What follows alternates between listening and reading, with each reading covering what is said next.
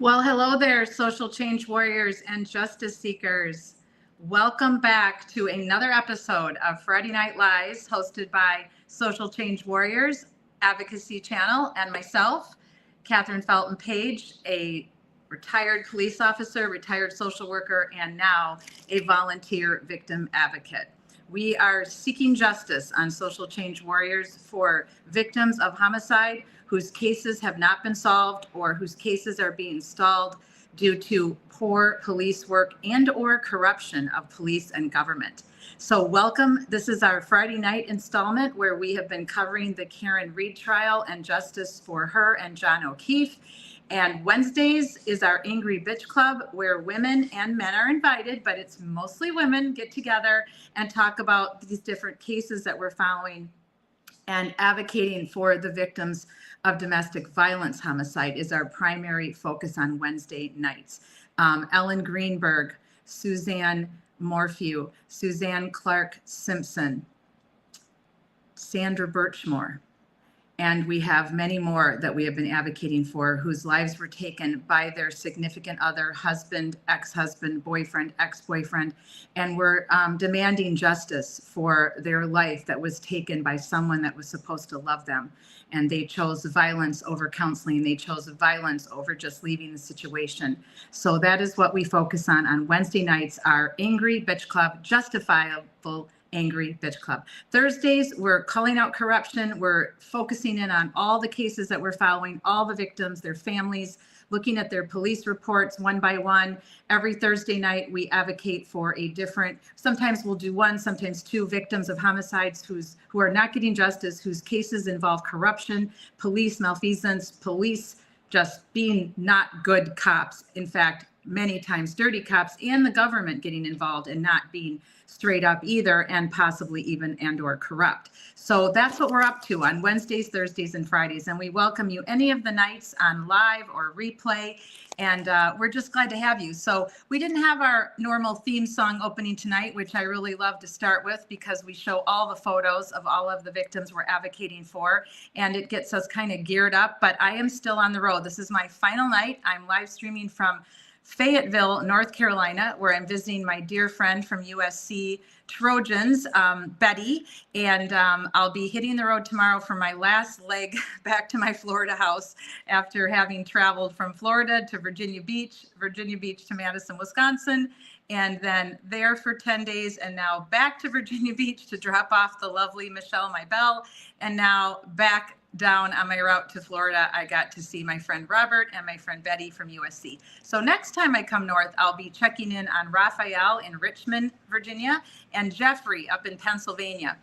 So all friends of mine from my days teaching and attending getting my master's degree, and then after that instructing for USC and the Siskey group. So just a trip. Wow, what a trip, guys. I'm on my last leg, though. I've got to tell you, I'm hanging on by a thread, but I'm doing it. And we've got Julie, craziest person on earth, joining us tonight. We'll see who else braves to come on the platform, because what we currently are doing on Friday nights is just processing and absorbing everything that's gone on post free Karen Reed, which she was freed and she was found not guilty by a jury of her peers in her second trial. So we've been going over the fallout, the kind of the bickering that's going back and forth just for the sake of keeping up with everything that's happening, because she still has to go through a civil suit, apparently coming up in August. And there's still phase 2, as we've been referring to this, justice for John O'Keefe. He is now someone that we must advocate for and continue to advocate for. For most of us, this was never just about freeing Karen Reed from wrongful charges and wrongful prosecution. This was also always about getting justice for John O'Keefe. Who unalived John O'Keefe? Who killed John O'Keefe? That's what we're doing now in phase 2, and we're going to keep advocating for him until more answers come out, and hopefully the truth will come out at some point, and John's family can get justice for him, true justice.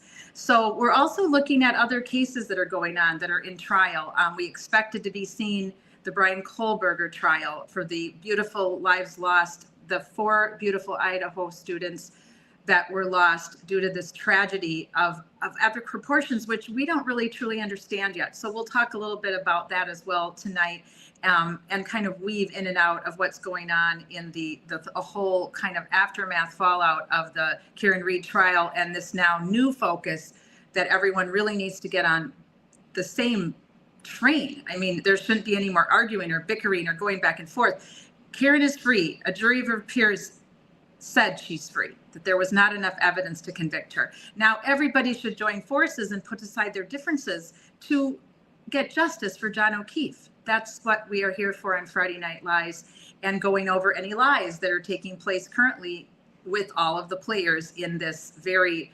fascinating case that has really gripped the world. It truly has. So let's bring Julie up on the platform with us. Let's welcome everybody. I'm sorry I'm not on my laptop tonight, guys. I just didn't know what kind of Wi-Fi I'd get, so I'm just going to stick to using this, let's add you to the stage, my phone tonight, because I know that works. So the phone works, and I don't know if the laptop will work in this hotel. Hello, Julie. Welcome back to Friday Night Lies. Happy Friday, everybody. It's not Friday Fun Day, but it's been a hell of a week. It's been a hell of a week since they originally arrested Karen Read. If you really look back, Julie, it's literally been something always happening every week with this case against Karen and this justice for John O'Keefe that everyone wants. And it's been something every week since she was arrested way back on February 2nd. 2022. Well, I mean, just from the fallout. I mean, if you look, it seems like ever since like the start of trial 2.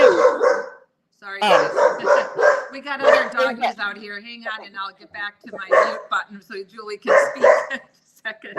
Okay, Tanner, come on, buddy. Come here, buddy. We are right. Oh, now the other doggies are going to bark. We've got doggy park right out back of this hotel. It's crazy. So I'll kind of mute so Julie. Yeah. So since like the start of trial 2, I mean, it's been week after week after week. I mean, you want to talk about getting off the ground running. I mean, we started the Friday Night Lies and continued and was like, okay, the trial's going to start, but actually it's going to be pretty slow. So because they're going to go through like Hank's not going to do the what if any, but we're going to go through like, Nuttall and Saraf and all those people to say like, okay, was this Snow? Who touched who said what? We're like, okay, at least we can get to Higgy, Trooper Paul, those guys, and we can ease into trial 2. And then since then it's been like, oh, now Jen McCabe, oh, now Terry, oh, now the mother, now this, now that, now this, now that.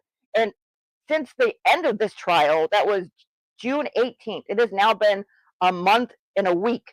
And holy shit, it has not stopped. And this week, forget it. I mean, you want to talk about justice for John O'Keefe. I think justice for John O'Keefe is going to take on a life of its own, and it's going to come by getting justice for the Commonwealth, or the people of the Commonwealth of Massachusetts, because just like this last week, I mean, I was, getting ready for, like yesterday too, I was getting ready for the show by, writing down all my times and everything. And I just happened to pull up another clip, and there was more stuff today that I had no idea about. It was like, holy, like, what's going on? It's like one thing after another after another.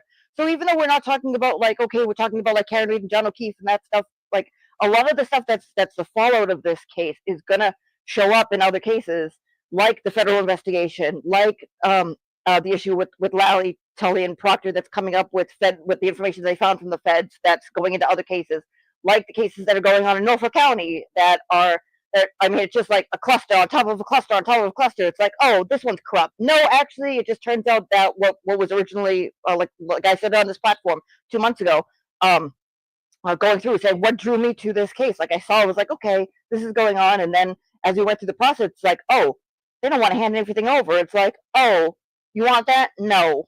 Oh, you're finally going to compel me to give it to you? Yeah, I guess I'll give it to you. Maybe in like 2 years. And like we all thought it was like, like a joke, but turns out this is just the way, like this is, a standard operating procedure of what it looks like, of not just Norfolk County. I know for a fact this happens in Suffolk County, Essex County. I don't know personally Middlesex, but I'm guessing because those are big areas, and just the other stuff that came out of it. We just had something happen in Essex County with the poor guy who ended up dying from the police direction, Francis Gelati, where 5 cops decided to just jump on top of him while he was having a mental health crisis, it looked like, and that was it. It was like it was like our version of George Floyd. That's what it was like to me. So there's just a lot going on. So and I mean, we have enough stuff for tonight that's going to last 2 weeks until the next court dates because they're coming up fast and furious too. So right. And Julie, I've said this to you many times since we met almost a year ago. You are very vested in all these cases because you are from Massachusetts. This is your home state. This means more to you than it does a lot of us that are in other states. Other states, people care about true crime. They obviously care about advocating for justice, or they're just interested in the whole system of how true crime operates and what happens from step A to step Z. But in all of your cases where you are from Massachusetts, you're from Canton, you're from the surrounding area, Julie, you're in Boston, it means way more to you because this is your home state. This government is affecting your daily lives. Yes. Where if this was happening in my home state or in MCAT's home state or some of our other, subscribers, they would feel even more connected to it. But a lot of people in my own home state ask me, how did you end up following a case in Massachusetts so closely? 2 cases, because I've been following Sandra Birchmore from day one as well, way before I ever started live streaming, because I wanted to advocate for the people that I felt were being harmed. And it doesn't matter to me what state they're in. Come here, Tanner. It doesn't matter to me what state they're in. If they're being harmed, then I want to care about them and what's happening to them and their families. And that's why those of us that choose to live stream and advocate in an advocating fashion, we really don't care what state it is. We just want to advocate for you and your family because that's just what's in us. We want to stand for you. But a lot of people that follow true crime, they don't care what state it is either because they're very interested in following, like I said, the A to Z process of true crime. So I want to do a little tech check, guys. I am in a very tinny room and my headset is not it's not working very properly. So I'm not on a headset. Julie, I know you sound a little muffled to me almost. I need to know if anybody who's in the live, if you guys can tell us, because I have no options here. I'm in this hotel room that it's just not very good sound. It's not like my home office. So I'll be back home soon. But Julie sounds a little muffled. I'm not sure if it's your mic, but if it could just be me because I'm in this tinny room. Let me see how you do now. Let's do a little tech check. I'm in the glass case of emotions. How's that? Any better? Well, it's hard. See, I don't know if it's just because I'm in this very bad acoustic room. Any better? It could just be me. It could just be the feed too. Let me see how you're doing now. No, I mean, you're coming in fine. Let's see. Okay. And I can hear you, but it just sounds a little bit almost like super, almost like tinny. I know what you mean. Hang on, let me see. Okay, so MCAT says I do sound okay. Julie is not the best, but works. Okay, are you on a mic by any chance? I am on a mic. Do you want to try to go no mic? Sometimes the mics act funky. The mics aren't always better than your onboard mic on your laptop, believe it or not. Any better? Unless you have like a $400 mic. Some of these little mics just aren't as good. Laptop, believe it or not. Any better? Oh, I'm getting feedback. Yeah, it's a little bit better. Yeah, it's a little bit better. Yeah, I know what you mean. I came in a little bit kind of muffled. I mean, I can try the other one. Let's see. No, this is way better, Julie. Whatever you're doing now is way better. MCAT, is that better? Kathy is, yeah, Julie was echoing, Kathy said. I thought you were. So that's a mic problem. So now I think you're good. No. I just to do a mic check. So I think you're good. That's my. I see. That's why I'm hearing myself. Yeah. That's just because I have the chat on. Got it. That's right. I can do it on here too. That's right. We learned that. Played that game before. Okay. Well, good. Now you sound way better. Yes, way better. So, hey, MCAT. Fantastic. Hey, Kathy. Okay. Yeah. Hey, Kathy. Hey, MCAT. I know Shauna's coming soon. Any of our other wonderful Shauna's here. Oh, she's here. Okay. And any of our other social change warriors that listen but don't always feel like you want to talk, you're always welcome. You're always welcome on the platform. You're welcome to chat with us in the chat. Everyone's welcome to chat in the chat and to come on the platform. If you ever would like to come and say your name and tell us why you are caring about true crime and or John O'Keefe and Karen Reed or any of the other cases that we are advocating for here at Social Change Warriors. So welcome everyone again. Thank you for subscribing to our channel. That helps us. The more subscribers we have, the more in the algorithm we are, even though we're not monetized. This isn't about money for us per se, but we're about advocacy. So the more people that watch our channel, the more people that share our channel, the more people hear about Sandra and Susan and all of the others that we're standing for. Where is Sarah Ebersol? And we need to continue advocating for all of the people that we've been advocating for so long now. And the more subscribers we have, the more those people's names get in the mouths of people they need to get in, so we can just beg the system for justice. Sometimes, honest to God, we have to beg the cops to keep working on a case that's gone cold. We have to beg the government to push for these cases to be solved. And it's frustrating, but I'm not beyond begging to find Sarah Ebersol. I am not beyond begging to get justice for all of our ladies who were unalived by their spouses and husbands, and for Jason Veach, who was unalived in a bar when he shouldn't have been, when it should have never happened, and there's no justice. So I am not beyond begging the police and the government to please help these families, please help them get justice. So like Julie was saying, Karen Reed was freed. The second jury came in. This one was not hung. They voted. They said they did not feel there was enough evidence to convict her, and she was freed. She was exonerated. So why are we still talking about this? A lot of people want to know, why are you still talking about this? Well, we still have a man who has no justice. We still have John O'Keefe, who passed away on that very cold, scary night in the front yard of Brian Albert's home. And we don't know why.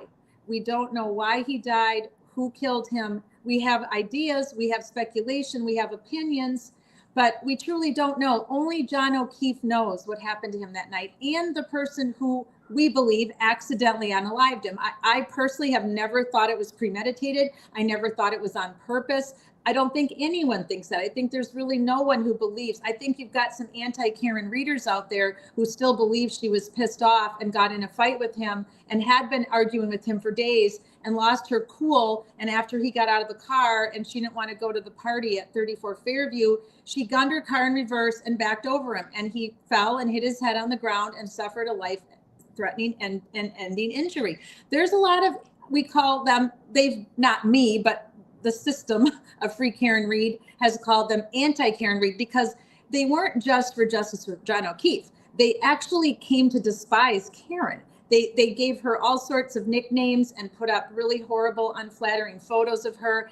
And they did not believe she did it by accident. Many of them believe she purposely ran him over. That is utterly absurd, people. I don't know who you are out there who still believes that she purposely hit him, because there's no evidence to speak to that. She didn't have a violent history of they weren't violently in a relationship. They weren't punching and kicking and hitting each other on the regular. So for those of you that were calling John O'Keefe a domestic violence victim, you're dead wrong.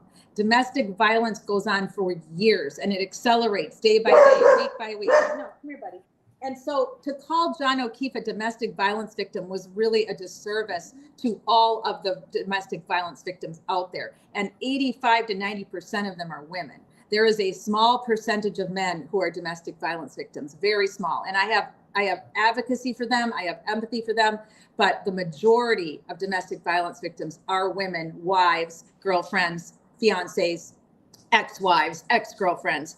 And that is for all of you that were anti-Karen Reed because you decided you hated her for some reason. And you weren't just there for justice for John O'Keefe. You were there to make her seem like the most horrible person on the planet, and to make anyone who thought she was innocent based on the lack of evidence and the poor police work, to make everyone else feel like they were wrong and that they were criminals because they were supporting to free a woman who should have never been arrested. So everybody over there on this anti-Karen Reed side who is still using Twitter and Facebook to defame and hurt and curse and swear and be nasty to everyone that believes Karen is innocent and that John's perpetrators have not been caught, you all just need to back the frick off. It's not Wednesday, so we try not to swear on Fridays. But you people need to get a life. I mean, you're constantly on social media defaming people and hurting people and calling people out for just the most ridiculous of reasons. I just don't understand it. It's so against ethics and morals. And it's time for you all to get a new hobby, because you're not true advocates. You're not true advocates for people that have been killed and hurt. You are just trying to stir the pot to get attention, and that makes no sense to most of us, right, Julie? Yeah, I mean, so I mean, like, I get the whole, like, okay, I don't like Karen Reed, therefore she's guilty. Like, you know, to me, again, I don't know her. She doesn't seem very likable to me. I wouldn't, like, I wouldn't go out of my way to be friends with her. But to say, like, I don't like her, therefore she's guilty, that's a little ridiculous. On the contrary to what you're saying, is people who were, rah, rah, free Karen Reed, free Karen Reed, free Karen Reed, to all of a sudden have the case be over and then go, oh, what should we do to help the case to go with, try to, do our best to, find justice for Officer John OKeefe, bring justice to him, find out what exactly happened to him, urge on people to do a proper investigation, clean out, the Norfolk County DAs, the DAs of Right. Massachusetts, which kind of sort of looks like it's most of Massachusetts. A lot of these people kind of looked and were like, oh, it's all over. I know. Let's cause drama. No. You know what? You go over there and do your little nonsense. How about we stay here and take a look at what's going on here? Because there's a shit ton of stuff that just came out in this past week, and it's going to carry on for some time. So, yeah, it's really something. I really, honest to God, we've talked about this on every Friday Night Live since January when we first started this segment. I'm just utterly stunned every week at the hate and the nastiness and the nonsense that I see being thrown around on social media. It makes me wish social media didn't exist, because it's the worst of social media. Social media can be great, and you can advocate. You can use it for advocacy like we do. You can use it to keep in touch with family and friends and coworkers, and you can advocate for things that matter. But the dark side of social media, where people are coming after one another and trying to defame and hurt. And remember, people, a half truth is just as bad as a full lie, because you're not giving all of it. You're not telling maybe the other person's side of a story. So if you're telling a half truth, you might as well tell the whole lie. So I think it's time that everybody who's in true crime, when you decide to choose a side, because that is only inevitable, that there will be people choosing sides in true crime, because some will believe that the person accused and standing trial is innocent and wrongly accused, and many will believe that they're guilty and that they did commit the crime that they have been charged with. And then you will have this bickering going on, but bickering can still be respectful. Debate over a case, because I'm a retired police officer, but none of us are in uniform. And even if they're in uniform still and they're following true crime, they're not going to make comments as if it was their case. They're going to make comments as a spectator. It's going to be their opinion. So we always have to remember that when you're following true crime and you're following homicide cases, not just white collar type crime, somebody died and their family is in pain. Their family hurts every day, and their family hurts double for these cases that we've been following, where there's no arrest made yet. Their victim is just gone, and there's nobody paying for it. There's no punishment. There's no justice. So everybody always needs to remember that. I see so many comments about people saying, oh, this is going to be fun today. We're going to try to do this, that, and the other on this case. None of this is fun. No, this is not fun. Somebody's dead. And in most cases, they don't have justice yet in the cases that we're following, that we're advocating for. And then when they do go to trial, the trial is not fun.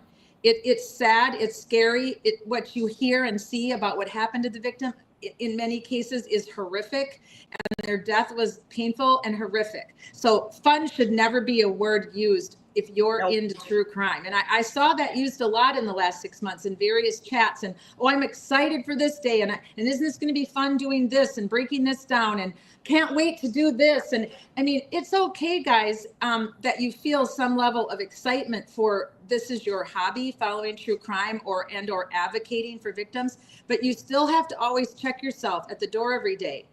Remind yourself who died, and that their family lost them, and that they're never coming back. And you got to keep that in mind all the time if you're going to follow this type of it is somewhat entertainment for people, but it's not, it's real. Yeah. Or how about I heard this a lot during I wasn't on like social media, YouTube during the first trial, but during the second trial, I absolutely heard, we want all the McAlberts because that's more exciting.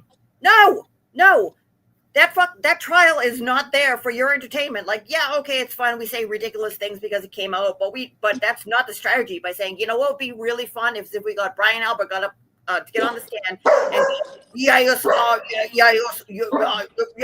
and fight, and looks like he's suppressing demons. Like, yeah, fun to watch, not an actual trial strategy. So when you jump up and down and say, yeah, we want this, and then like it probably will never happen. But what if an attorney or client was second guessing themselves? They go on social media and go, you know what, we think that would be a really good solution to a problem, to go up there and then blow the whole case.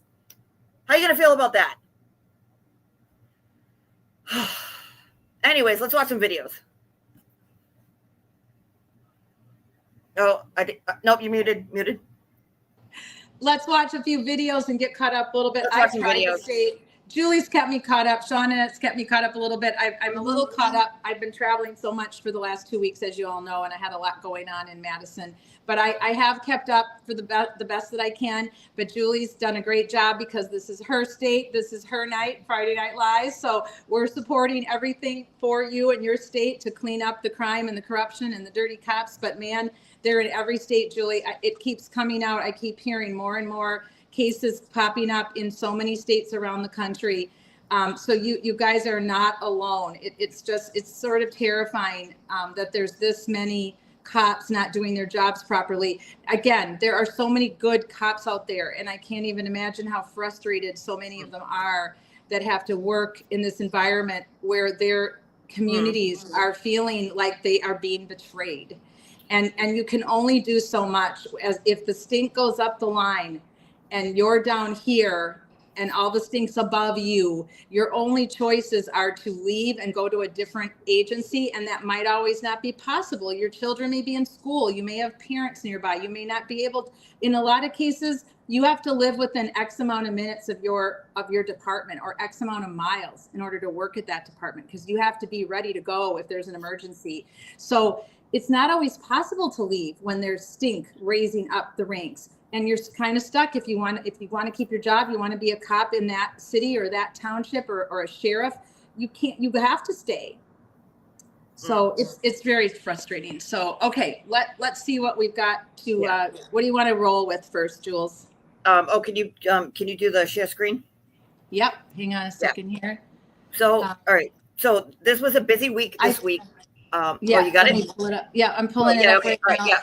So, all right. So this was a busy week this week. On Monday, there was the Proctor Lally Telly hearing, which we're gonna save for last. I just want to pick up from last week because I'm sorry, the week prior we talked about this, where there was a federal grand juror who came out that this person is going to be charged because they leaked material. It was confirmed by ABC News.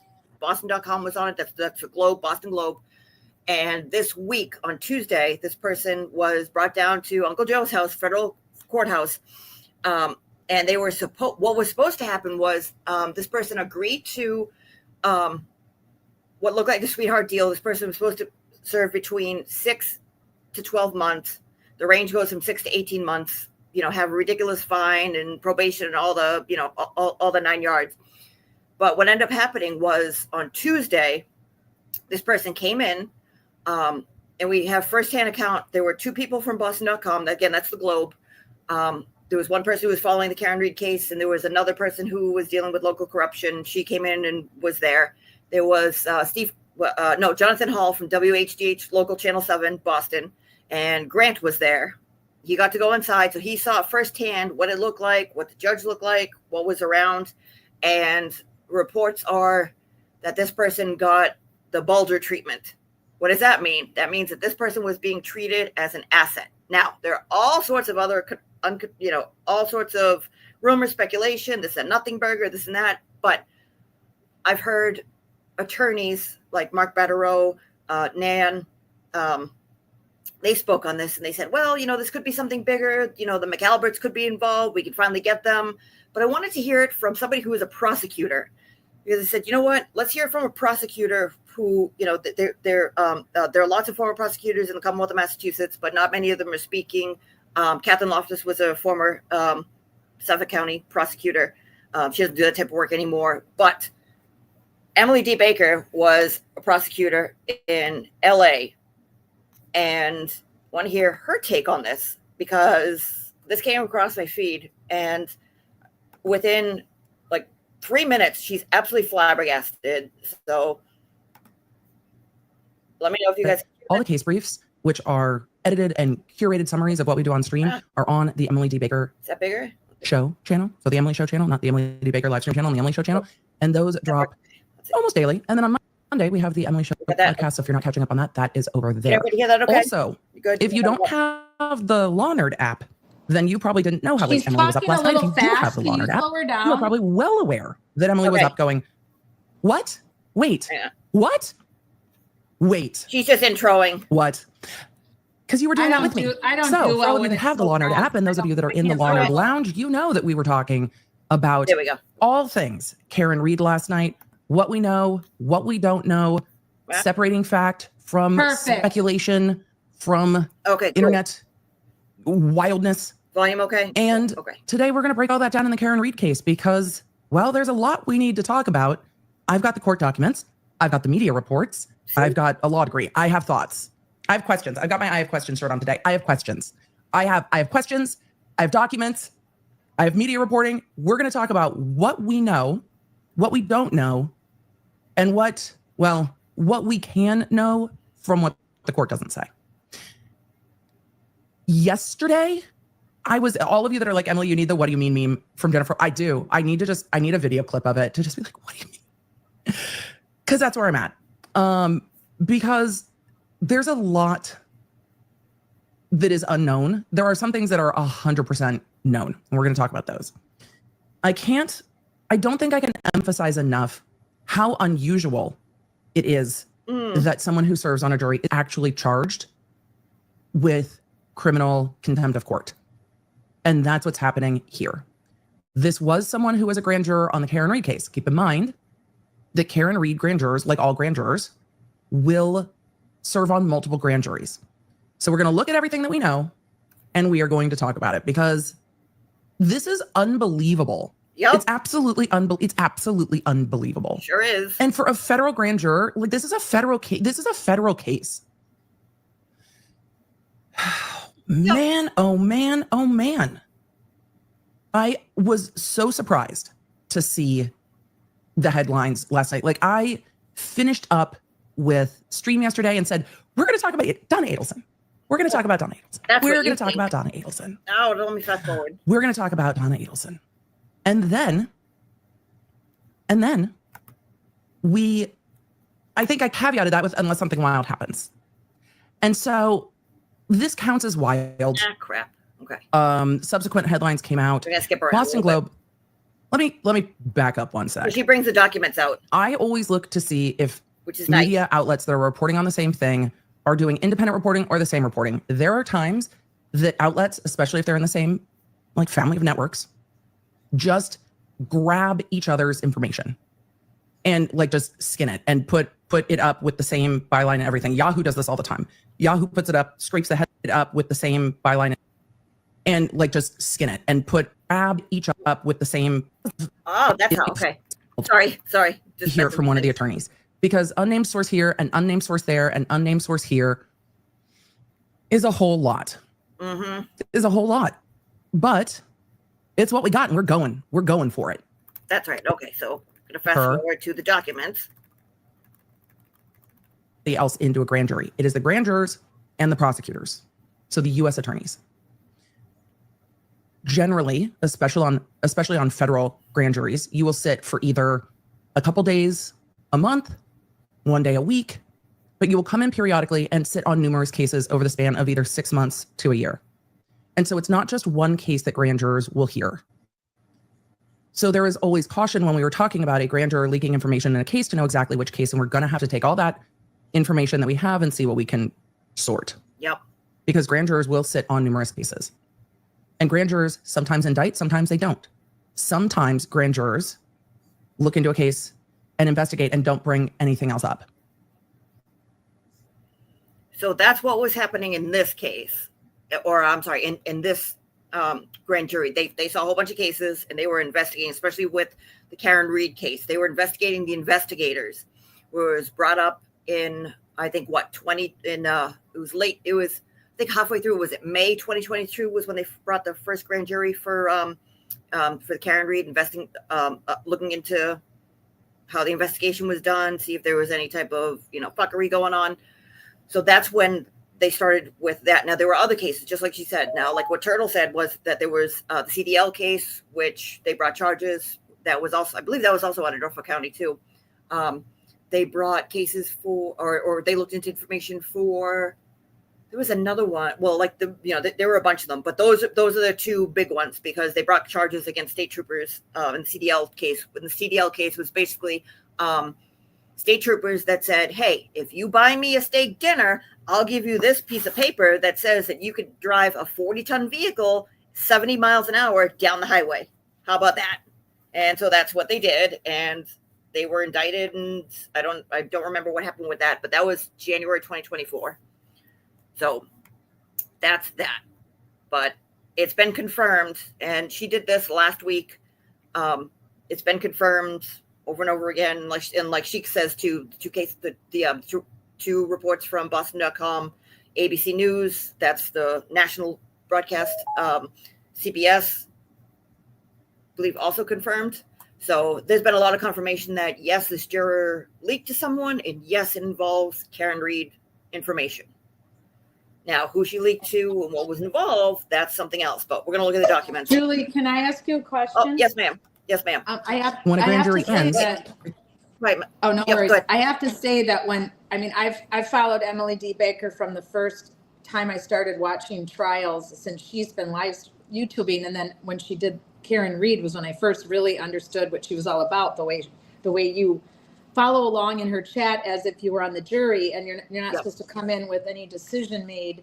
I found that to be intriguing. And for her to be this alarmed and concerned by this, it should be very concerning for everyone because like you said, she was a prosecutor. She's been live streaming as a YouTuber, LawTuber now for quite a number of years. Mm-hmm. And she's covered some really big cases. So for her to be concerned about this to the level that she appears to be, that's very alarming, right? Oh, just you wait. We're going to get to her comments about this because that's what I really wanted to hear. Like, I just want to show the documents. But the second video I have, which is what happened Monday, she went into yesterday, and oh my God, she lost her ever-loving mind because she could not believe. She's like, is this real? Is this like for real? Because it's just bad. You'll see. Right. Doesn't necessarily mean an investigation has. Yes, ma'am. Sorry, Ma'am Cat wants to know, is Nagel napping? I don't know if Nagel's napping, but Nagel Blob is all tuckered out. She's all tuckered out. All right, got Nagel it. Thank you, Ma'am Cat. Appreciate your comment. Nagel Blob's holding it down.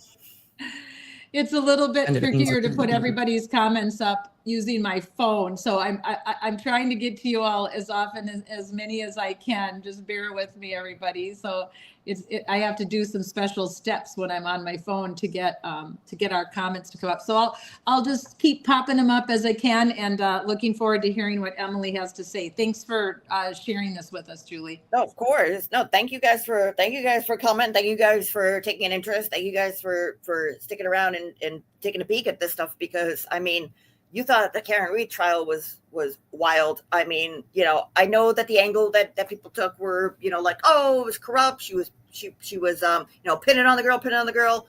Well, what's coming out now is it seems like there's a standard pattern of practice that nobody does anything. So we'll get to that. We've got action-packed episode. The grand jury has ended. Good. So you can have a charging grand jury or an investigative grand jury. So it really just depends. Let's go to the press release yesterday from the U.S. Attorney's Office. Yeah. TikTok has a new feed, focuses on STEM, science, technology, engineering, and math. These are people not just explaining ordinary science that you get in a textbook. They're reaching out for the frontier. One of MCAT's comments. Sorry, First, Cat, we I offer accidentally overnight deleted boarding. one of Your pet will stay comments. overnight in your sitter's home and not only be treated like part of the family, but treated like a king or in Massachusetts and start there. Oh, thank you. Yes, Jen. Yeah, here we go. Two. Okay. Oh. Okay, so this is the press release for the U.S. Attorney's Office, District of Massachusetts, that says right up here. Okay, this is the woman's information. That's her name. No one reach out. No one do anything with this person. Just let these guys handle it. Okay, we're here to just talk about what this is. What is this person? Here it is. This is what I want to see. United States Attorney Leah Foley, who is The woman has been charged with allegedly disclosing information presented to a federal grand jury to unauthorized. No, okay, so she's gonna read this. No, oh my God. Okay, sorry. Okay, I'm reading right at the bottom, right over here. Okay, United States Attorney Leah B. Foley and Ted Dox, special agent in charge of Federal Bureau of Investigation, Boston. That's the FBI. Made the announcement today with a, like she said, very splashy press release. Assistant U.S. Attorney Ann Peruti, chief of the Major Crimes Unit, is prosecuting this case. Now, like I was telling Kat earlier, and I don't know if Emily gets into it too much. This woman, Ann Peruti, is an attorney with the Department of Justice. She works in the Major Crimes Unit. She is the chief of the Major Crimes Unit. Now, if this was common contempt, perjury, whatever the case may be, that would be like having Attorney General of Commonwealth of Massachusetts, Andrea Campbell, send me a ticket for jaywalking. Personally, send me, like, well, we're going to bring Julie up on charges for jaywalking because she doesn't know how to use the crosswalk and she just willy-nilly darts into traffic. Now, is it impossible? I have myself No. muted, but you're making me laugh. Yeah, jaywalking. Jaywalking.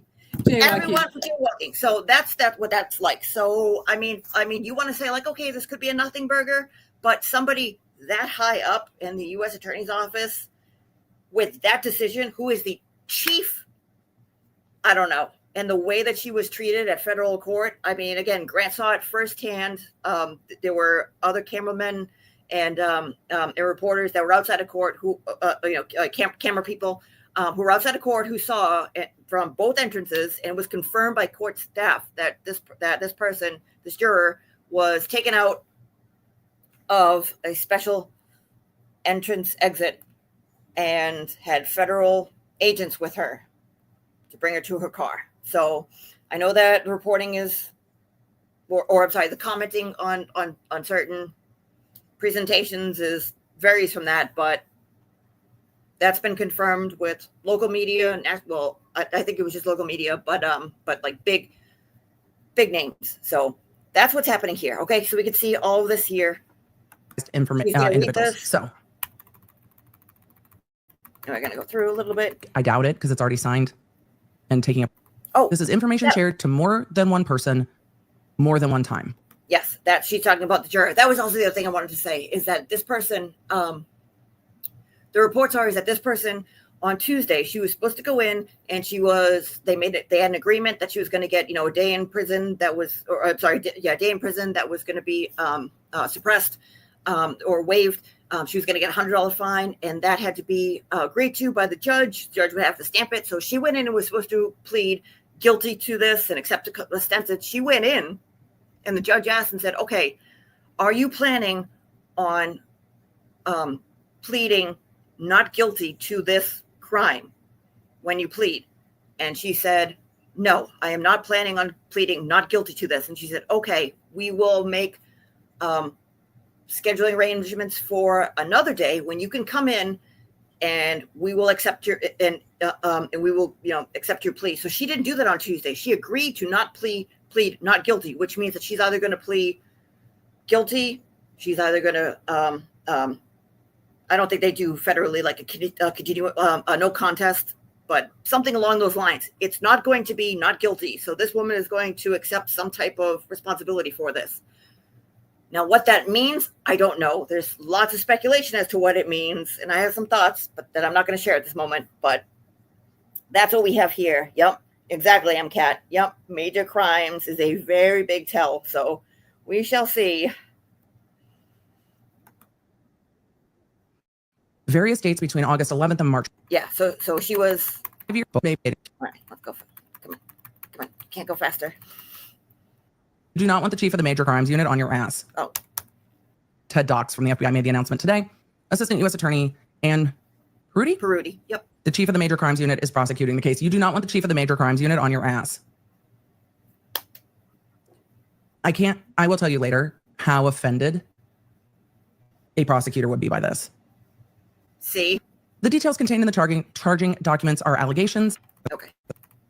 And then she gets into it. Fiverr allows us to take our dreams and make it a This is what we're here for. We're here able for to Emily's hire stuff. freelance illustrators, editors, and Because she has lots. From the conversations I've had with jurors, and I've spoken to a lot of people that have served jury duty on my cases. I've spoken to people that since I started doing this will come up to me in public and share with me about being a law nerd and share with me their jury experiences. People in my personal life will be like, I got someone for jury duty. I will tell you all about it. And they do. They tell me what the experience is like, what the process was like, what they thought of the judge, how uncomfortable the chairs were, how cold and or not cold the courtroom was, what they thought of the lawyers. But people don't talk about their deliberative process. Oh, Lori, you're all good. It's not you, it's me, it's my brain. It's why I have the no caps rule, because certain things will just grab my brain. It's totally not you. I'm glad for you too that it's gone. I'm glad. So for the kids, I'm saving this comment. So no need to apologize, Lori. And I didn't want to make you feel like any kind of way. I was just explaining why my brain jumps sometimes when I clearly say a word that is not in my sentence. It's generally that I've seen something, my brain has gone. That word will substitute. It's like if you're writing something and listening to music and all of a sudden you're writing lyrics. Mm-hmm. You've done that. From all the conversations I've had, people take jury duty very seriously. It is rare that people don't take jury duty seriously. From all of the law nerds in the chat, and every time we talk about jury duty, everyone who has served jury duty says, I took this real serious. I took it really seriously because you are dealing, oftentimes you're serving on a trial jury, often called a petite jury, and you're looking at the person who you're being asked to decide if they did the thing. Mm-hmm. Here's where a grand jury is a bit different. Oftentimes the defendant is not there. So it is a lawyer presenting you a bunch of evidence and witnesses. And oftentimes you're not looking at the defendant. So it's a little bit different. I think it's great because if you're on a grand jury, here's the thing. If you're on a grand jury, you can also ask for more information oftentimes. You can send subpoenas. You can be like, we want to see these records. We want to see this. You become, in most cases, part of the investigative process. At state level grand juries, like the grand jury we talked about in the Baldwin case, in the Reed case, and in others, oftentimes it's the prosecutor and witnesses presenting a case and saying either, did we prove these charges? I mean, Kohlberger had a grand jury. Did we prove these charges, not beyond a reasonable doubt, by vibes? I'm teasing, it's not vibes. But the standard is it more likely that this person did it? Is there like meh enough? So 51%. If you are at a grand jury that is charging, you will either be given a list of charges and say, hey, did we show you that this person did these things? This person not sitting there did these things. Or, hey, grand jurors, so like with the law, do you think this person violated the law? It's funny. Would you like to pick what they did? Tell us. So sometimes grand jurors can add charges or decide the charges, sometimes not. It really varies by jurisdiction. So when we talk about grand juries, I feel like I'm going to start to need a chart. When we talk about grand juries, you can have investigative grand juries that are trying to figure something out, and you can have charging grand juries that are presented instead of a preliminary hearing to see if there is probable cause that the person arrested or to be arrested did the things that are being charged. So it is a baseline level of evidence. We watched a preliminary hearing, I think most recently in the Corey Richins case. Yes. Example. But the indictment stays sealed until they go. Yes. They will oftentimes, when you see large federal operations, they will oftentimes hit numerous locations that they're worried about evidence at once, simultaneous to the person being arrested. It was really unusual in the Diddy case that they hit multiple locations with search warrants before they arrested him before a grand jury. That was unusual to me. And I was like, oh, it's coming. It's just a matter of time. But oftentimes they will have all that information and the Fed's case will be pretty ready by the time they go to grand jury because we're doing a whole lesson in law. I hope it's helpful. Yep. Yes, Thank you. In the state system, if you don't heavily work on a grand jury system, oftentimes a thing will happen, law enforcement will investigate, someone will get arrested, and then the clock starts. There is timing limitations on when you have to charge someone. So the charging of someone has to happen pretty quickly from the time they're arrested. And so when cases come into file, you have a really limited period to turn that around, and you often have limited information. This is easier if you have a percipient witness surviving victim to the thing who's like, that person did this thing. And then police are like, that person is who I arrested. And then law enforcement goes to the district attorney and says, these are the charges we think, file the charges, set the bond, go and get arraigned. That gets squirrely if it's like a Monday court holiday and somebody gets arrested on like a Friday, then you're going to sit in custody until like Tuesday, depending on the jurisdiction. Some jurisdictions will run arraignment court over the weekend and overnight. It just depends. So that clock starts real fast. And then the speedy trial right starts. So arrest, arraignment, and then you have to have some kind of probable cause declaration or determination. And that can either be grand jury or preliminary hearing. Yep. When I think this is really great and interesting, and I'm really happy that she did this, because I think a lot of people that follow true crime, they may or may not know the process and how the process works. And especially in cases where we're fighting for justice and advocating, come here, Tanner, come here, buddy. And we're advocating for people, that process gets stopped, because even though the police have done their job, and there's lots of good cops out there, there's lots of good detectives out there.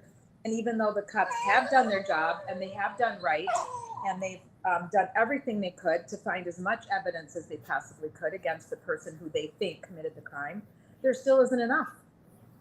So the process gets halted, and you don't get to go forward with all of the different, levels that she's describing to us now.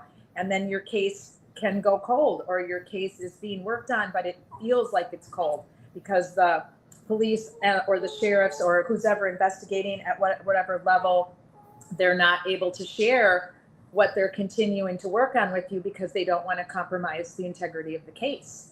Yep. So then that's where it becomes so frustrating for victims and families. But in the cases she's talking about, where the police did the interviews, they collected the evidence, they have enough, they go to the DA, the prosecutor, and they say, yeah, you did it, you have enough, we can do this. I'm happy that Emily's showing us all the steps, because I personally don't think I knew that there was a clock that was ticking. Did you? Yes, I did, but that's for other reasons. I mean, I know from how the court systems work up here, from how like we'll see in the next video, how things are supposed to work and they just don't work. And so, like, basically, like what she's saying is that federally there's no clock, and or like a very large clock, like what Sean kept talking about, like with RICO Act, or with corruption, it's the last predicate act that you have. You have 5 years. So basically, if you keep doing stuff to mess with stuff, it basically like goes on for forever. But yeah, with the states, it's if you have something and you bring a warrant or an arrest or an arraignment, you have, I think, a year with speedy trial, or I think 2 years with not a speedy trial, or I think it's 90 days with speedy trial, or a year, or at least that's what it's supposed to be. And we'll see what actually happens in Massachusetts. But yeah, so like, I know that you have time, and I know some of it's wishy-washy, but yeah, like that goes to is it the Sixth Amendment?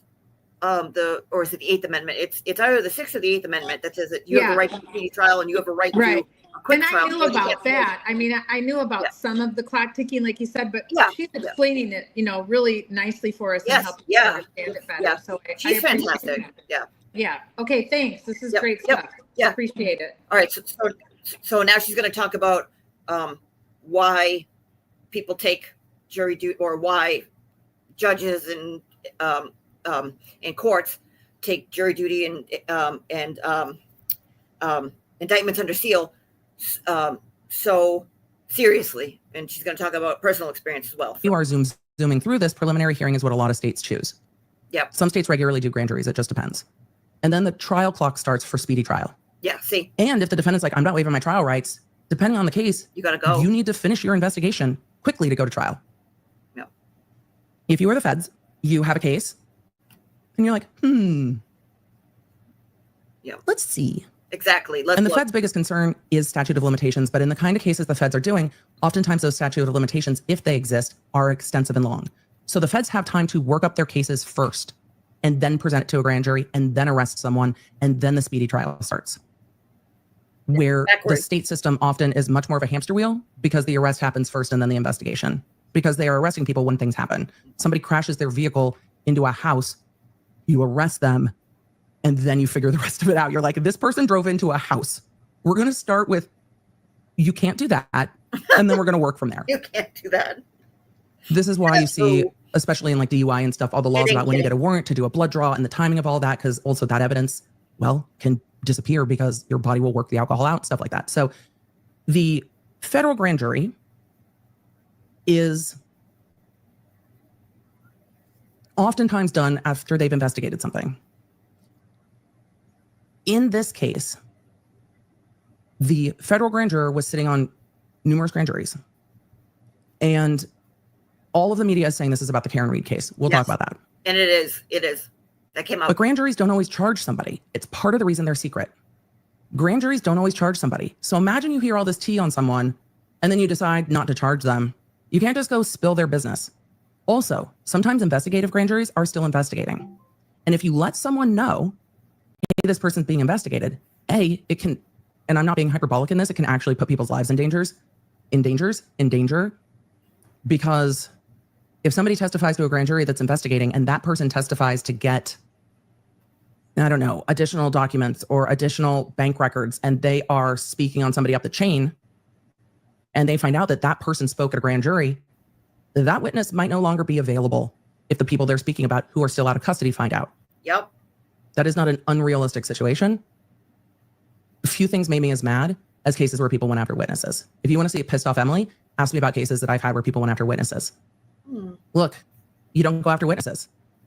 You don't So Interesting. You cannot share by court order the things that happen in a grand jury. Also, there's room for destruction of evidence. If you start talking about the shit that's happening in a grand jury, there's room for destruction of evidence. Because the grand jury might not have gotten all of somebody's computers or records or what have you. So grand jurors on a federal grand jury are people that are summoned for jury duty, just like people are summoned for regular jury duty. For the kids, I've had cases where people have killed witnesses. So I take it, I'm talking about my own personal experience, not the cases I've covered. Did everybody see that? I'm going to go back. Okay. So she, again, Emily was a former assistant DA, district attorney in LA. I don't know if it's LA district, LA County, somewhere in LA. Okay. She dealt with, and she'll talk about in the next video too. She dealt with a lot of this stuff. And just like she said, nothing pisses me off than going after witnesses. Don't go after witnesses because we need the witnesses, because in order to help the victim in this case, we need witnesses to get the perpetrator to do this. We have evidence, but witnesses are going to help, kind of steer us. Now, there's a comment on the screen that someone said, oh, like poor Carrie Roberts, and then has the eye roll. And this is her response. People have killed witnesses. So I take it, I'm talking about my own personal experience, not the cases I've covered. It pisses me off. So when we are talking about why grand juries are secret, this is part of the reason. So when people talk about it not being a big deal, it might not have caused a big deal in this case. Not yet. Not what. But it can be a very big deal.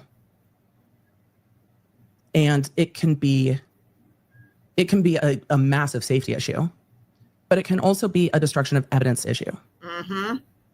So I'm sure there will be people that say, well, just talking about what witnesses testified isn't a big deal. It is a big deal.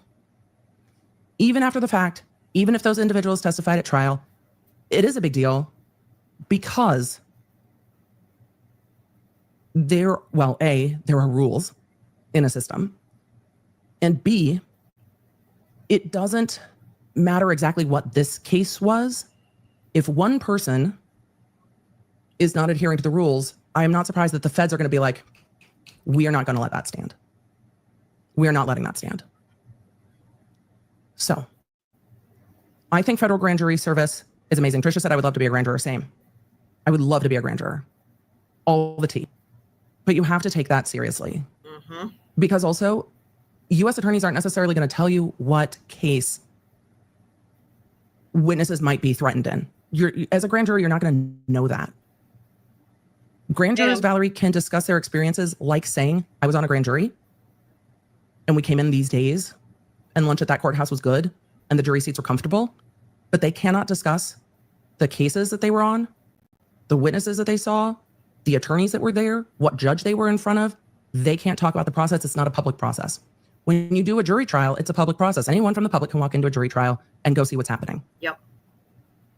And so when you are in a public trial or a petite jury, a trial jury, you can talk about it.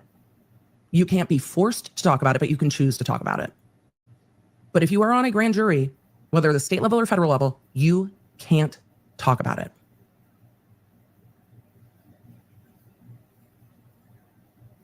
Even if it becomes public, even if a grand jury charges someone, a grand jury charged Diddy.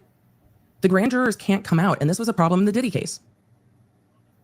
Grand jurors can't come out and say, this is the evidence we saw at the grand jury against Diddy. A witness left the grand jury and said, I was a witness on the grand jury, and that was a huge issue. It's wild. And the court was fucking furious because federal judges are like, how dare they? Mm-hmm. However, you're told at the beginning of a grand jury what the rules are. Shut your mouth. And they ask if you can do it. And if you can't, the obligation is to say no. Kristen B said, what about once the case has been Let's closed? pause for a minute, Julie. Grand jurors cannot talk. That was basically it. I just wanted to get the point. Like number one, you see how bothered Emily is by this, and number two, her reaction by saying, "If you think I'm bothered, what do you think the federal judge is going to do and think about this?" So yeah, go ahead. So let's walk it back. Just a couple comments. So she was talking about if you get the grand jury is completely different than the public trial that goes on with the jury, where people are allowed to come in and sit in and listen if it's an open, there's room in the courthouse and you can get a seat. Grand jury's closed to the public. It's basically secretive, and it's okay, Tanner, everybody. And these it's sealed. And so when you get called to grand jury, Emily's making it very clear that they go over all the rules of what you can and cannot do. So what part of that, right? So what part of that do you think this woman, what her name is Leslie, right? Just her last name's Leslie. Oh, last name is Leslie. Yes. What part of that? We'll just call her Leslie. That's okay. Yep. Yeah, let's call Leslie. Let's just say Leslie. But what? Not to be hypercritical of her, but I mean, this is a huge problem. This was a huge mistake she made. And do you think she was? This is just opinion. This is just our opinion. Do you think she was pressured to talk? Do you think she just is just the kind of person who just couldn't hold it in and felt that she could trust the person she told? What's your take on it?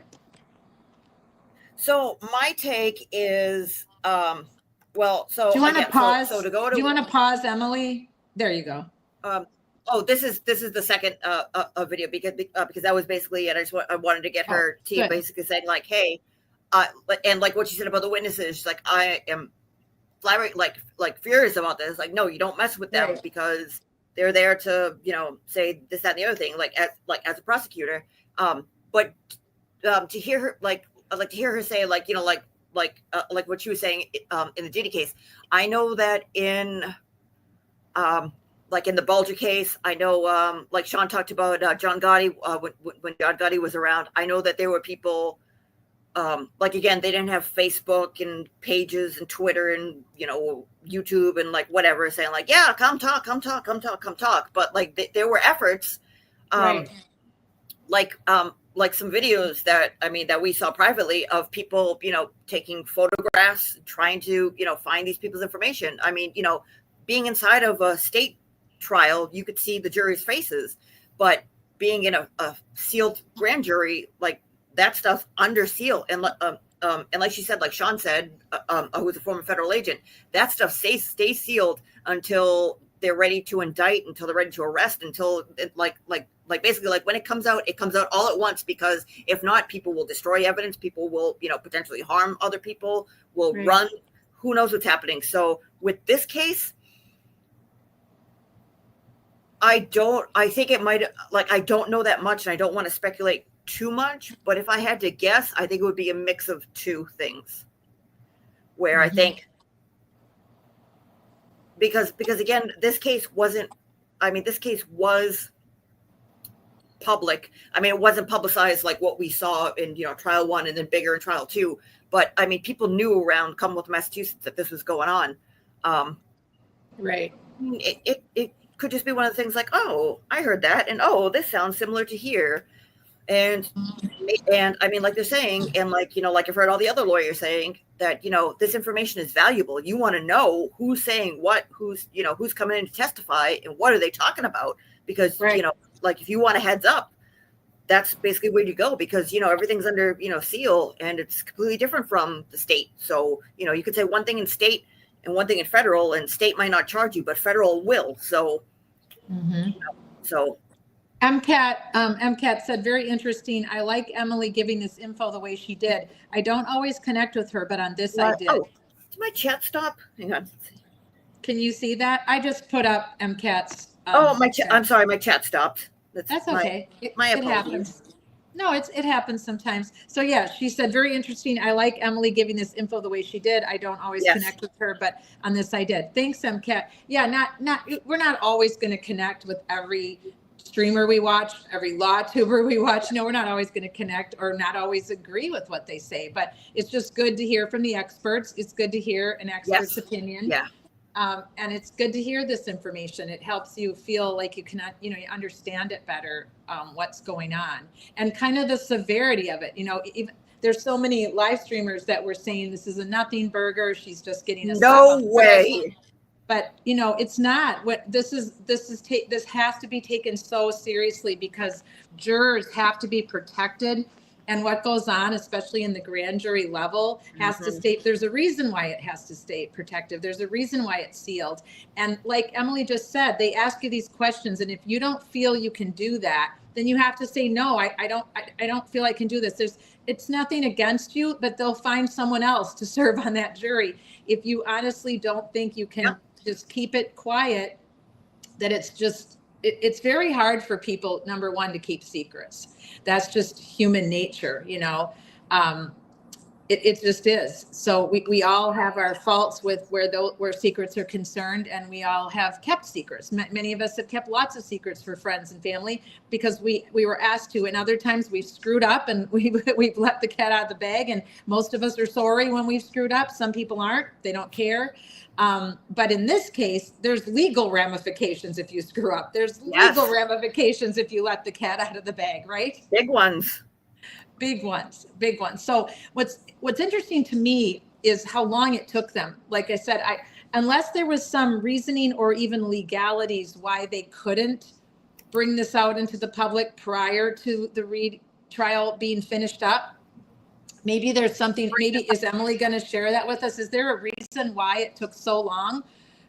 Because if she leaked this information that she wasn't supposed to leak, if she leaked this information that she wasn't supposed to leak early on, why has it taken this long to call her out on it, to indict her, so just like what Emily said, just like what Emily said, she said with state, she said, like, you get the information because like in the state system, you're there, you're either gonna, like I go and I run across the street and I say, ha, I'm jaywalking, look at me. And there's a police officer there, or there are two witnesses that say, we saw Julie jaywalking, arrest her. Yeah. Or the police come by and they cuff me for like, again, this is just an example. And they're like, okay, we're going to cuff you for jaywalking. And then we're going to, write you up misdemeanor, whatever it is. And we're going to bring it to the judge and bring it to the courts, and they're going to process, they're going to indict you they're going to arraign you. And we're going to go on from there. And then the clock starts where they're saying, like, listen, we have the evidence because I saw you, I made the arrest. These two witnesses saw you and they came to us and we wrote it up. Therefore we go from there. With the feds, just like what she said there's time limits. But because of what they're investigating, they have longer durations. And so just like she's saying, like they can look and say, okay, she leaked to somebody, but where is this going? Does it look like it's going somewhere? Could this go somewhere? Could this not go somewhere? Maybe they were looking at something else and they go, oh, we have this person now. Like what Sean was talking about with Grant, where they were talking about doing parallel investigations, where they're like, okay, we have this information on this phone and we have this person's phone and we know that this person's talking to this person, but we don't have access to go to this person. But what we can do is we can make another investigation to say that this person's involved in corruption. And we know that on this date, this person met up with this person doing this bad stuff. So let's go investigate that person for this act. And we could subpoena their phone and then get back to this person. So like it's a workaround way of doing stuff. And like it doesn't sound legal, but it's been tested in the courts for some time. No, it's not. I mean, it doesn't sound illegal. It's just a tactic. It's a strategy. And I thought that's what you're going to say. And I figured that was the case, but I just wanted to put it out there for us all to discuss. And they may have decided that even though she screwed up and said something that she shouldn't have said to a friend, that it just wasn't enough to punish her, that they weren't going to punish her because they have that, that breath, they have that room to decide, is this egregious enough to make it public and to actually punish this person, or, take this person and indict them and see if they're going to plead guilty or not guilty. And I think that they took their sweet time, like you said, because they had other motivations, other things to look into. All right, great. Well, let's keep listening. Hey, Kaz, welcome back. It's nice to have you back. Thanks for seeing that, Kaz. Appreciate you. They were joining us again. Oh, so sorry. So they came out and they said that this woman, Leslie, we'll call her Leslie, she was on grand jury service from, I think, May 2022 until March 2024. And she was leaking from August 2022 until March 2024, like right as the grand jury ended. And they said that that was the other thing that came out too. They said that they were investigating this for about a year. Yeah. Like I think they started in January 2024 because they applied for 5 search warrants. Now they applied for a search warrant for this woman's phone, I guess. They applied for a search warrant for her friend, the one that Turtle keeps bringing up for some reason. They applied for a search warrant for. But we don't know who that friend is, correct? No. And we should not know. Nobody go search this person. Nobody do any of that. Let them do their stuff. We're just talking about what's in the news. There are still 3 search warrants that came out in, I believe it was January 2024, of either devices or homes or whatever the case may be. Now, I think the rumor is that her parents' house was recently searched in January 2025. In June 2025. Right. So that could be another one, but these were from like almost a year and a half ago. So that's a lot of search warrants. I mean, you could say one was for the phone. You could say one was for her computer, for sure, I would think. But what are the other 3 for, right? Exactly. Yeah. So that's going to be. What are they for? Who are they for? Yep. Right. Yeah. Right. So exactly.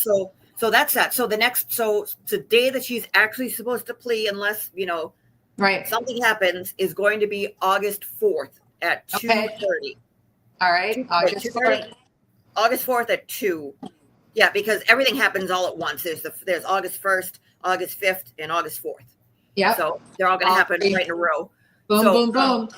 So how we usually, we all like to have our little snacks and treats when we've been meeting since January here on Friday Night Live. So usually, I like to order my pizza when we do our break halfway through, or have a glass of wine, or maybe a pina colada. Who knows what we like to do on Fridays, everybody. But I'm still traveling, as you all know. I have 1 day left on this road trip. So no pizza tonight, no wine, but I did get M&Ms, peanut M&Ms. Nice. Because we have to have a little bit of a snack on our when we get that halfway through mark, on Friday Night Live. So I hope you're all. This next part is this is gonna get you fired up. Like I started with like the easy stuff. This, you want to see? She's taking us in slowly. She started with the easy stuff. I'm gonna reel you easy into it. So Emily, you want to talk about spicy, angry, pissed off? Emily, you're gonna see it because I think Massachusetts, we finally broke Emily with our fuckery. So Oh my So- gosh, so Massachusetts fuckery has finally broke our Emily. I am telling you. I mean, I wrote down. I have to go get my notes upstairs. But I started writing down. I'm like, oh my god, this is when she explodes. I'm like, nope, this is when she explodes. Nope, this is when she explodes. And okay, so this next case that we're gonna do, this happened Monday. This past Monday. So last week we were talking about that there was emotion. So the feds put out some statements because they came upon some information from Proctor and the MSP and other people like that, where they got access to Proctor's, I almost said live journal, not Proctor's live journal. Could you imagine Proctor's live journal? They got access to his cloud, and they found some messages and some information that was exculpatory. And so what the Fed said was, you have 30 days to basically destroy this, unless, you can make a motion to say like, hey, this is exculpatory. So they gave it to him at like the last, like it was supposed to expire on the 18th, and they gave it to him on the 17th or something like that, like 16th or 17th. And like, that's not enough time. We need more time. So they went into court and they're like, we need this. Get him on the stand. Get this one on the stand. We need more time. So they set a date for this Monday. So I think it was this happened on Thursday. And then this Monday, they had a hearing where they said, okay, get him on the stand. We'll get him on the stand. We'll get Tully on the stand, and we'll get Lally on the stand. So this Monday they had that. Now the attorney in the case that this is involving is attorney Rosemary. Okay, I say Scapicchio because I know people with that last name, and they pronounce Scapicchio like the Italian. She pronounced it Scapicchio. Yes. I don't know why, but that's her name. Scapicchio. It's not mine. She's amazing, from her spiky blonde hair to her wardrobe to her rhetoric to her kind of like bull in the china shop. I mean, from what I've seen that you and I shared together this week with Shauna, she's pretty amazing. I mean, if something bad ever happened to me, I'd want her on my team. We can see that. Let's see here. Let's here. You want a sampling of that one? Let's see. Will this one also come up, or am I going to have? Yeah. Let's see. No, I think we do one at a time. You good. Let's see. Is that coming up? Hang on a second. I'm going. No, there it is. Can you see Ro? Do you got it? Yeah, there she is. There's the hairdo. Okay. So this right here that's Ro. Okay, that's Bobby. That's Bobby Brown. We already went through commercials. Okay. Anyways, this is Rosemary. Call her Ro. She is Boston, born and bred, grew up in Brighton. She don't take no crap. Like for real. She don't take no crap. I mean, you want somebody on her side like this, and she's spot on. So we're gonna give you a taste. Now you don't see it you don't see her this much because of the way the camera is, but I want to give you a taste. So this is her in 2022, 2023, something like that. This is she's in East Boston court. That's Ro right there. She was representing a Patriots player who went to the airport and had a had a firearm in his bag, and got charged with it. And she was representing him. And when I tell you, this was, I guess, when he was arraigned. Yeah, this is when he was arraigned. Yeah. I mean, you just have to listen. All right. So can you guys hear? Let me know if you can hear. Yeah, we can hear. He's not making any statements. If you want to ask me questions, you're free to do that. Why would the client bring the guns in? We're not answering that question. What's happened here today? Why? Because it's a criminal case. That question is going to be answered in the courtroom, just like every other criminal case. This is no different than any other criminal case. And as far as Mr. Jones is concerned, it's the social media and the media who have turned him into a thug, who have labeled him a thug with no evidence whatsoever. This is not a situation where Mr. Jones ever wanted to be a thug or thought of as a thug. But because he's a young black man, all of a sudden he's a thug. That's what's happened here. There's no evidence to that whatsoever, and it's disrespectful to Mr. Jones and everyone else, every other black man in America who's young and black, to be called a thug because he happens to be black in this situation.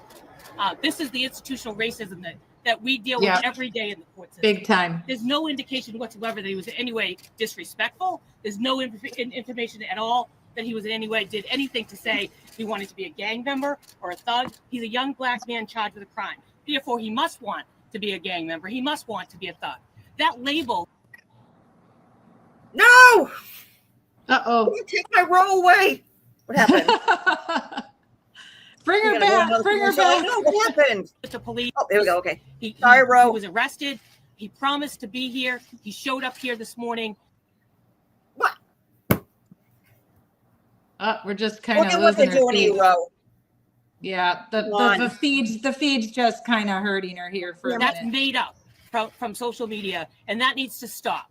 He's a young black man charged with crime. Happens all the time. But Oh, Jesus Christ. Hang on. Is it because I have too many tabs open?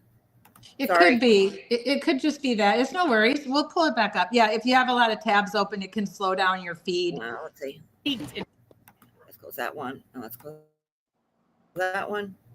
And plus, you know, No. I'm sharing the This is- screen with you as well, which can slow down the feed since I'm not on a laptop. I'll be back to the home office by tomorrow or for sure by Sunday. So next Friday Night Live, Come we'll be on. back on the laptop. answer 100 questions time. If it wasn't the intent, how did this? Was this a, I told Hang you on. I'm not going to answer that. Wait a second, That's wait a a second, question. wait a second. Answer 100 questions. Her reactions are if it everything. wasn't the intent? Yeah, Come on. they really. Don't mess with Ro. But she's on it. You know, she's Answer speaking her 100 questions truth. time. Sorry. If it wasn't the No, intent- she's speaking the truth. I told you I'm not The going to answer truth, that. That's right. a question for the jury in front of a trial.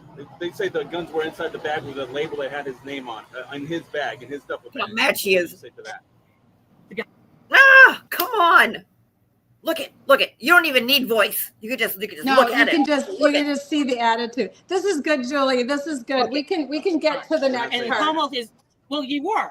Everybody was on Does it social make it- media. does it make it There's past some Bad. To my Look at knowledge, insinuations like, that enough.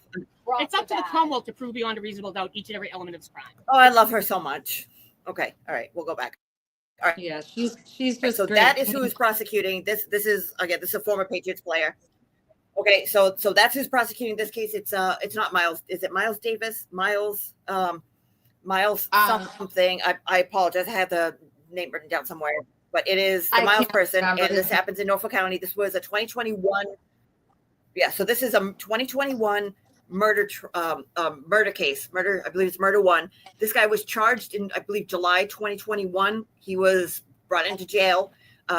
They were supposed to do all the stuff, and this guy ended up sitting in jail for over 3 years on pretrial detention because the prosecutor, Assistant District Attorney Adam Lally, well, we'll see what Lal in Lal's old words. So information came out from Proctor and Roe basically, and Rose Mace Capicchio basically said, "Hey, I want to know what you have because you've been jerking me around. I want answers right now. And if the feds have something and you just won't give me anything, how am I going to get this?" So they went through the motions and they brought Lally on the stand. Lally got on the stand.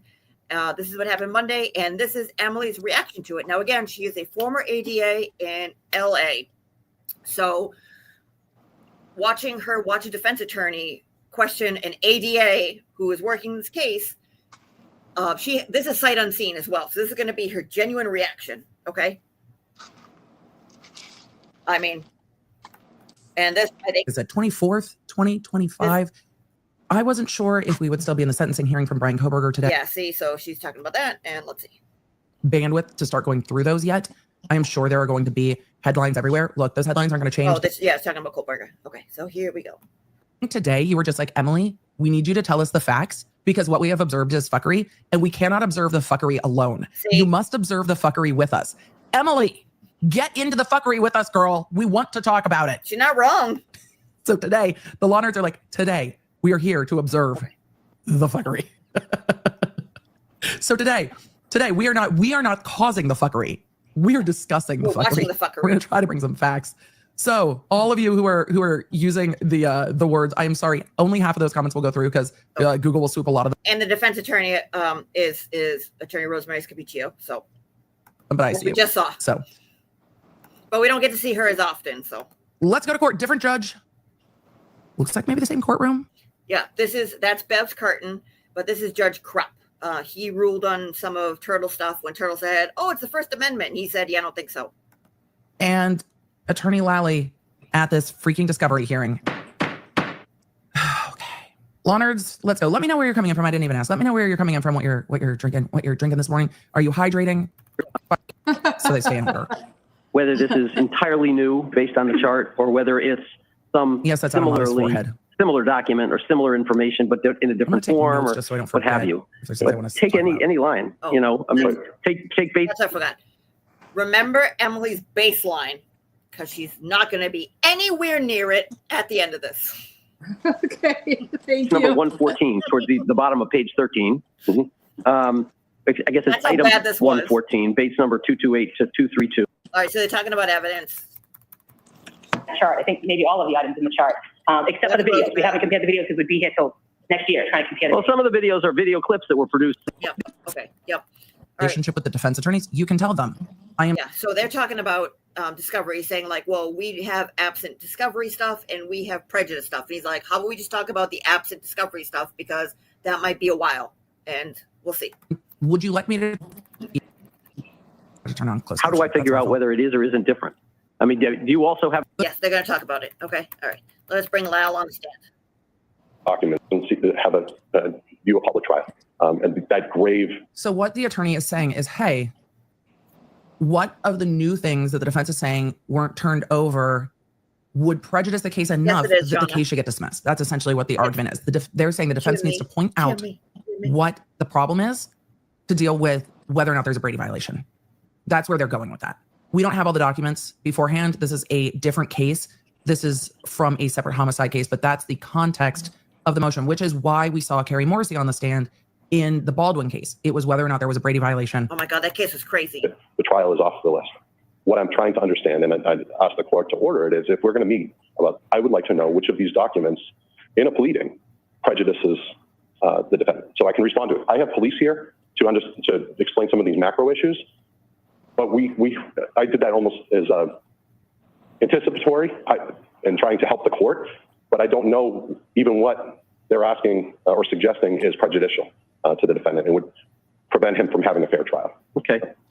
Remember when we covered this in the Reed case and others, when you have the Brady violation, you also need to look at what the remedies are and whether the remedy is important. I don't care if you're ready for trial, it gets delayed and you turn this over, or if the remedy is the case getting dismissed. There's a spectrum of remedies from less. Easier question. Keep listening, Emily. Because that's all the notices of discovery that ADA Hickman put together, where she noted specifically, this was not provided before, this was provided before. ADA Hickman is the one who took over the case from Lally, and we'll find out when he took over the case from Lally, which is interesting. That's easy for the Commonwealth. It's their document. They gave it to me. So they shouldn't be confused by what they gave me and they identified as new. If they're now saying some of the stuff that ADA Hickman said was new isn't new, then they got to tell me about that, because that's what they had represented and that's what ADA Hickman had represented when she took over. So to the extent that we all need to sit down, I'm happy to do that, Judge, but there's two different lines of questioning here. One is, where's the stuff been since 2021? Because my client was in custody for almost 4 years, awaiting trial. We had a September trial date. And then where's the prejudice? So they're jumping all the way to the prejudice, and we still don't have our arms around where's it been since 2021. Yep. Right. That's the defense attorney saying, we were supposed to have trial in September. This case has been pending since 2021. WTF? Where is it? Where has it been? So before I deal with the prejudice issue, it seems to me that I ought to know what is new and what you think is break by 11:30 today. Okay. I think I can begin by taking evidence on the question of where has this stuff been and why wasn't it turned to, because it's the full unredacted video and the redacted all stuff that was. That's crazy. Score. I would then call ADA Lally first because he was the first one to touch the file, Judge. It's the defense attorney. It's the defendant's burden.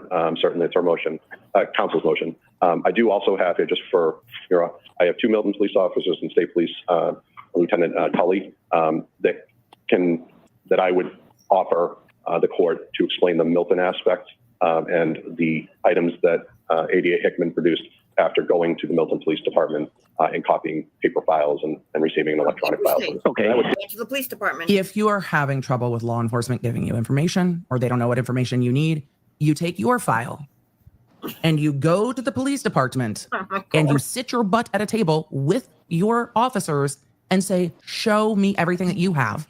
And we're going to go page by page and make sure nothing's missing. If you haven't had a case since the beginning, sometimes you get a case at the very beginning stages. Sometimes you get a case before it's filed, depending on what type of casework you're doing. But if you get a case midway through, You have to double check it because ultimately it's your bar license. Even if law enforcement's like, this again. Yeah, this again. See? My ass isn't going down because you didn't turn something over to me. Fuck that. I'm not getting in trouble for your shit. No way. That shit's pissed me off since I was like 6. I didn't do that. You did that.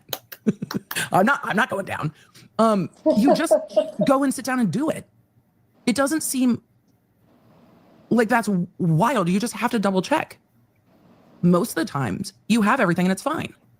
But it's the one time you don't have a thing that's a problem. So when they're saying, you know, that the other, I assume it's the other DA, went to Milton and looked at the paper file. Yeah, when you take over a new case, that's ideal. If it is a case with 3 police reports, it's probably not a problem. If it is a homicide case, you always double check.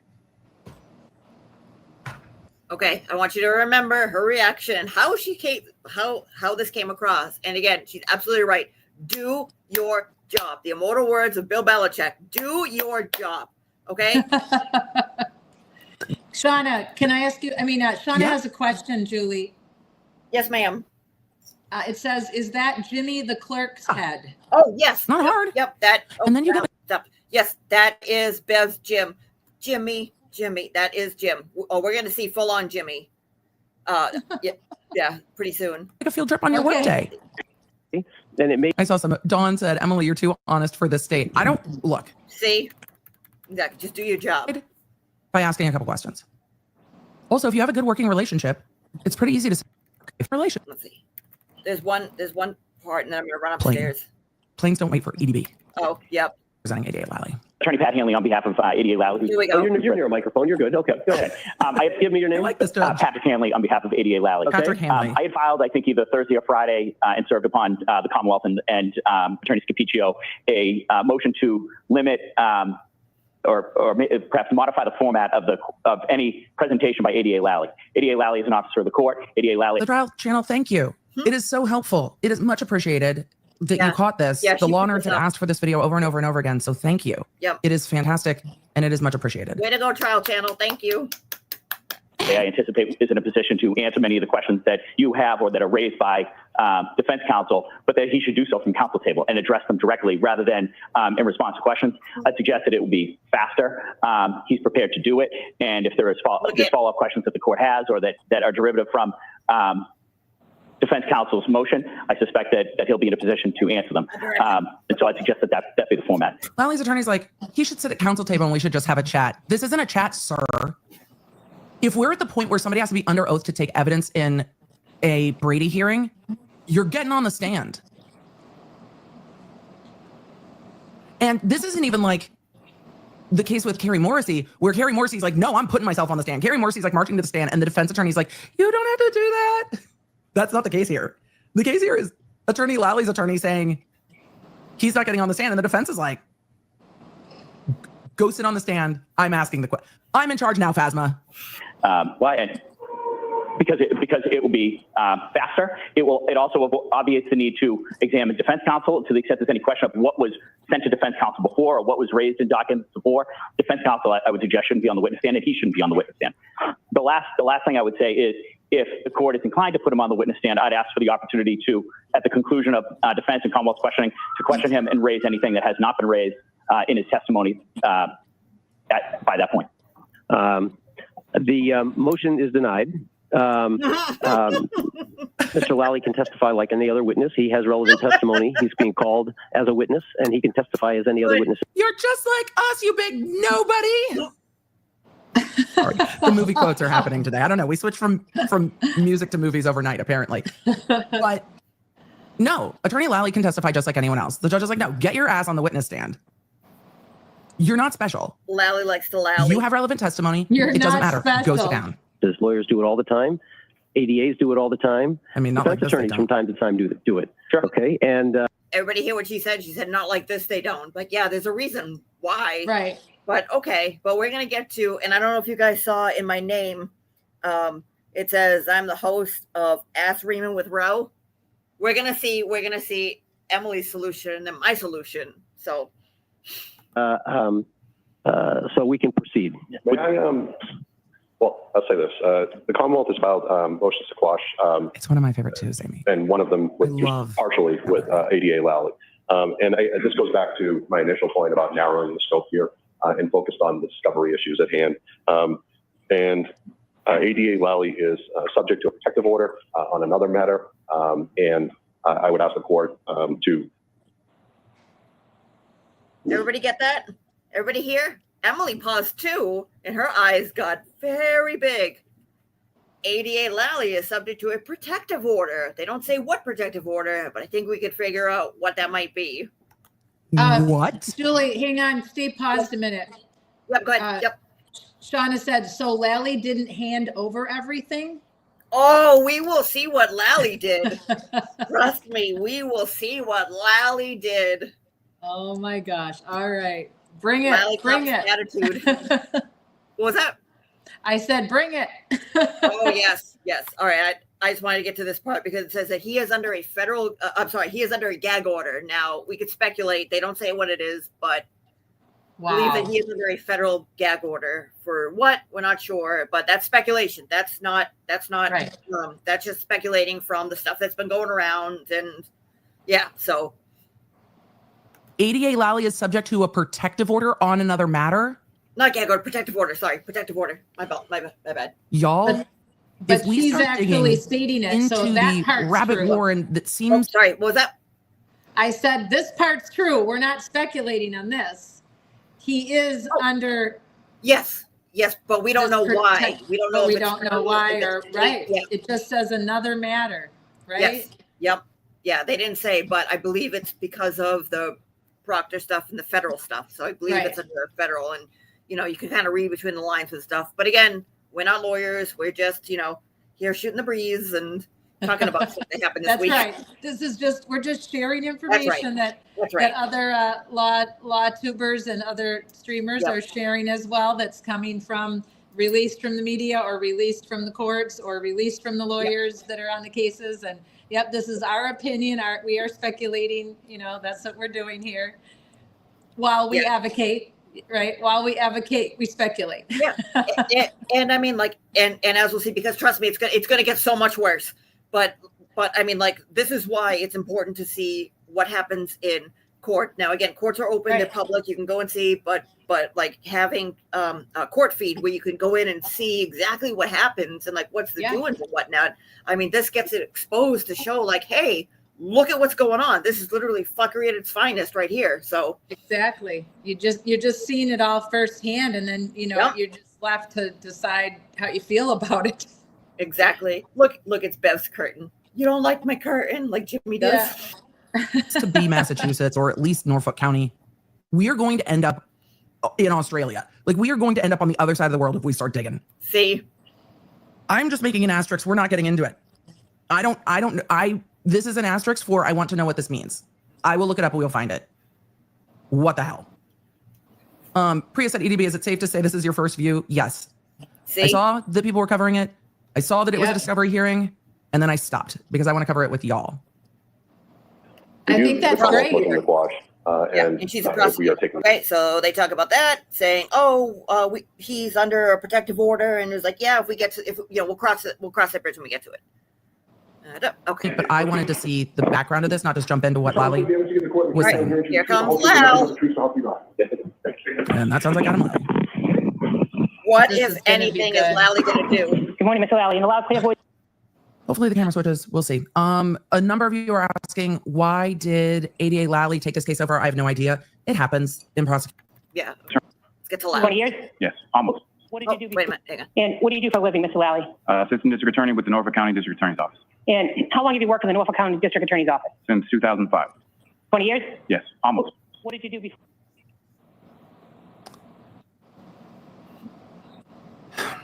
So attorney, assistant DA in Los Angeles, they were DDAs, but ADA Adam Lally became a DA essentially the same time I did. That's an interesting perspective. Yep. Oh, wait, for it's me. better. Kat, you like this next part. I've been a lawyer 25 years this year. No, 20 years this year. It's 2005. It's 2025. Yeah. Fuck, that makes me feel 20 years, Emily. Wow. Okay. Same. before you worked for the Norfolk County District Attorney's Office? Started with the District Attorney's Office straight out of law school. Worked a couple warehouse jobs, things like that during. Sorry, Ken? I worked a few warehouse jobs, things like that during law school. Went to school at night. Okay. And what school did you go to? Suffolk. Suffolk Law? Yes. And undergrad? Undergrad, I went to the University of Southern California. Okay. And What? Wait. Adam Lally's a USC guy? Oh my God. I knew this, so I faked surprise. Kathy Coppins told me the other day that Lally is a fellow Trojan, so I can't hate him. Yeah. I can't hate him full on, guys. If he's a fellow USC Trojan, I just can't hate Lally full on anymore. Just can't do it. Well, this broke Emily, so we're gonna see what happens. We're gonna see the nexus of what broke Emily. Go Bruins. That's the whole problem. That's the whole problem. Is Lally from Cali? No, I think he's from around here. Hey, Lally. L's down for Bruins. Oh, shit. This is why your reputation matters in the profession of law. Wait a second, hang on. Let's see. Yeah, It was still playing out. Nobody knew who the fuck I was. She goes on for a little bit. Hang on, let's see. Oh crap. You're not gonna work now? Okay. what did you do before? There we go. So attorney, assistant, no, 20 years this year. I worked a few warehouse jobs, things like that. Come on, you're not gonna play. And undergrad? Undergrad, I went to the University of Southern California. Watch your reaction again to this. My reaction was What? What? Adam Lally's a USC guy? Oh my gosh. Well, go Bruins. That's the whole problem. That's the whole problem. Is Lally from Cali? Lally. Hey, Lally. What? I have so many fucking questions. Yep. How did you go from University of Southern California? Well, I mean, I grew up near University of Southern California and went to UMass. So, I mean, same girl, same. They did the opposite. Do you want to know why I went to UMass they Amherst? flipped. Do you want the cold hard truth, the reality of the situation? Please for 1 second. And we'll fast forward. The reason I went to UMass, I very much liked UMass. I very much liked my water polo coach. I liked the University of Massachusetts very much. But Yeah, here's she's the got an reality: Amherst. University of Massachusetts had a new Division I women's water polo team. Yep, USC, Lally from UCLA, and Cali. others had very well established women's water polo teams. All of my water polo statistics will not say this. I am 5'6". They will all say I am 5'7" or a little bit more. Now see, okay, I don't want to say this in an offensive way. Like, I am a good sized sturdy girl, and I thought she was a good sized sturdy girl, and I knew that she played water polo, so I figured that she was like 5'10" at least. But to hear her say she's 5'6", oh boy. Well, she definitely comes off as like sturdy, and that's a good thing. So yeah, so then she goes on and she has a break because she can't get over Lally from Cali. Oh my God. We'll jump ahead because she talked about it for a little bit, and then she talks about like neurodivergence and being spicy, and she's like, hey, I do stuff to get stuff done because that's how it's supposed to be, and I don't want to question because then I get anxiety about it, and I don't know how people do stuff like that. So, yeah. So he would have handled this case from the moment the very first police reports came in. Yeah, so they're talking about Lally's involvement. Policy, not that I'm aware of, no. Okay, so there's no policy that you're aware of in the DA's office that There's statutory obligations. that details how to gather information. Is that what you're saying? Not that specific to that, no. Not that I know of. So how do you gather information, and how did you gather information in the King Gardner case that was required under Rule 14? What did you do? Objection. Just specify what is. It's too vague. Overruled. Question is, what did you do? So what I do, and I think we can take it in chronological order. From the start at the beginning, what and did we'll you have do? follow-up questions. Sure. So what I do is what I do in every case, depending on how many different departments are involved. In this case, there was a local department and state police involvement. So I would make appropriate requests for any and all information that they had, any information that specifically I could outline or delineate as far as what I felt was relevant. And Stop right there. How would you make those requests? Typically, what I would do is write out a formal discovery request, submit the form to any involved departments, and communicate either via phone or email to whoever the relevant party was that I was recording. Okay, so he's talking about his process of saying like, hey, you came on this case, you were given this case, it was emailed to you, somebody called you, whatever the case is. What is your process? You've been here, 16 years at this point. This is 2021. What is your process for collecting information, for contacting the police? And he's going through, he's like, well, I would typically do this. I mean, he sounds like Eeyore. I would typically do this, and then I would typically do that. And so like, that's what he's doing. So we're gonna fast forward a little bit because can't listen to him for like that. The State Police North County Detective Unit as well as the Milton Police. I can't hear you. What's last one? Milton Police. Milton Police. Okay, so you asked Milton Police, you asked the State Police. Who in Milton Police did you ask? And who in the State Police did you ask to send information? The Milton Police would have been at that time Lieutenant Michael Collins. The State Police would have been Trooper Michael Proctor, as he was a case officer, and Lieutenant Brian Tully. Ding, ding, ding. And so you have emails. For those of you that are like, I'm just coming in. This is a case not related to the Reed case, but we are dealing with the same parties, and we are dealing. Yep, correct. Same people. So at varying times, there were different productions of material, whether it was what was available at that time. So initially it would have been just whatever reports were available at that time. Later on would have been photographs, video. So how often would you say you emailed or communicated with the State Police and specifically Trooper Proctor or Trooper Tully? AC asked a great question and said that's weird. No, having no suspect, but having a DA assigned. Not necessarily. It depends on the unit and the case, because there are times you have a victim and you're like, this is a homicide case. We don't know exactly who did it yet, but this is a homicide case. So it really depends on the unit. Mm-hmm. The feds regularly, it is their almost always practice that the feds have a case before they have a defendant. Even if they have a defendant in mind, the feds will work up cases on investigation long before anyone's indicted, and those indictments are unsealed and they're arrested. So the feds start with the investigation and then arrest someone after they're indicted. It is very common in more serious crimes or in special victim crimes that you will have a DA assigned, just depending on how the office works. So it's not unusual. And then there are cases like a DUI where somebody gets arrested by law enforcement brings them in, and then a filing happens pretty shortly thereafter, that are a little bit different. But no, it's not unusual in a homicide case, because you were like, well, something happened. This is a homicide. Yep. Now we have to figure out who did it. So. Regarding discovery in this case. I cannot tell you how many times via email, but I mean, it was a constant conversation, particularly throughout the grand jury process as far as discovery was concerned. Okay. Right. So when you say a constant process, was there a time period where you asked for stuff and you didn't get it, so you were re-asking for it, or is it always new information that you're getting from the State Police?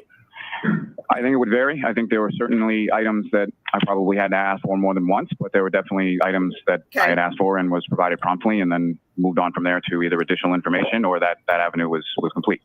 So do you keep records of, I asked for search warrants, I asked for crime lab stuff, I asked for witness statements? Do you keep records when you receive that information to be able to check off to say, I got these things, they're no longer outstanding, and the rest of this is? I mean, I keep records in the sense of a list of items I'm looking for. And obviously when I receive something, then yeah, that would get checked off the list as far as I'm not looking for that anymore because I have it. Okay. So if you got a set of grand jury minutes from a witness that you know testified in front of the grand jury, you'd check that off your list. But as far as yes, I mean, I was at the grand jury, so I know who testified at the grand jury. But as far as receiving the minutes, yes, I'm aware of the dates. And when I received the minutes, then that would check that off the list. I missed, I think, a question and answer, one question earlier. I think the question was, do you keep records of what you requested? What was your answer to that question? So records as far as what was requested, I would always have at least in some form, some sort of running list of items I was looking for. And then if I received an item, then that would be something that would be off the list. Now that list would be obviously added to as information develops, and there might be additional items that I'm looking for. And presumably because it's on the list, you've made the request? Yes. Okay. And so you'd have whatever's on the list, you'd have emails requesting that information. Is that right? Oh my God. Yes. Okay. And then if they emailed back, you'd have checks off of your list. The thing about emailing, or at least thoroughly emailing, and lawyers do this all the time, where there's a phone call and then they're like, just to memorialize our phone call, and then you put it in an email and send the email so it's stamped. Even if you get behind on making notes in the file, you can print out your email and put it in the file. So there are so many ways to do this. A checklist is good. Julie, I think if I had to do it again. Yes, ma'am. Yep. So another way he could do it is, why doesn't he just have the good old fashioned Excel spreadsheet? Why doesn't he just use spreadsheets and show everything that he has requested from Proctor, Tully, whoever, and then when and if they got back to him, when and if they gave him a date? You could have a column for promised, this discovery is promised by proctor at such and such a date, and then another column for didn't receive, contacted again. I mean, he has so many tools at his disposal with modern technology to keep up with. If you ask somebody for something and they continue not to get back to you, then when is it a problem? When do they need to be disciplined? Oh, don't worry. That's exactly what you just said is coming in the next like 20 minutes of this. We're going to skip around. Exactly what you just said, and exactly what you just said with spreadsheets and everything. She talks, that's what Emily says, where she talks about her process of going through and saying thorough. Like when she said, like, when I give you evidence receipt of a log or whatever it is, I print it out and I have you sign. So you also have a receipt, and I have a receipt saying that, yes, I gave it to you. And not only that, you were there so that you signed in person. Yep. Oh, yeah. Yep. Don't worry. Gonna get to it. Get so much worse. Don't worry. I probably would start with. Okay. Yep. I used checklist, but I probably would do it by a spreadsheet. See, there you go. So, yeah, a total template, because there's things that are just standard. In criminal law, you're not dealing with things that are that wildly different. I mean, the case facts are different, but producing for you. Is it all just email? Sherry, this is a great point. Sherry said, I'm pretty sure there's case management software. Yeah, yep. And then she talks budget. Yeah, and most of us have had jobs where we've had to use all this type of tools that we need to have at our disposal. I can guarantee you pretty much everyone that follows true crime has a job where at some point they've had to use some type of technology like this to keep track of what's coming and going, or what they've requested from so-and-so, or, this isn't just specified to law and lawyers and detectives and police. Nope. There's tons of jobs where you have to keep track of information in, information out, request in, request out. Did I get what I requested? I mean, so most of us all know that a lot of this is common sense, and why Lally, in a position that he's in at such a high level, isn't using some type of a system to keep track of all this, and especially where it's so fucking important, someone's life is on the line. Yep, you would think that there would be some type of urgency or some type of like prioritization, but we're gonna see what Lau thinks about all this. So yeah, don't worry. You're on the right. You're in the right ballpark. Yep, you're in the right spot. Don't worry. Don't you worry. Shit's out of the horse now.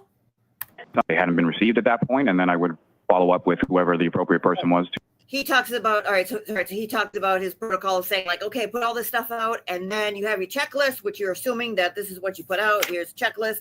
Now, what do you do when you don't get the stuff? Do you follow up? And now Ro's going to ask.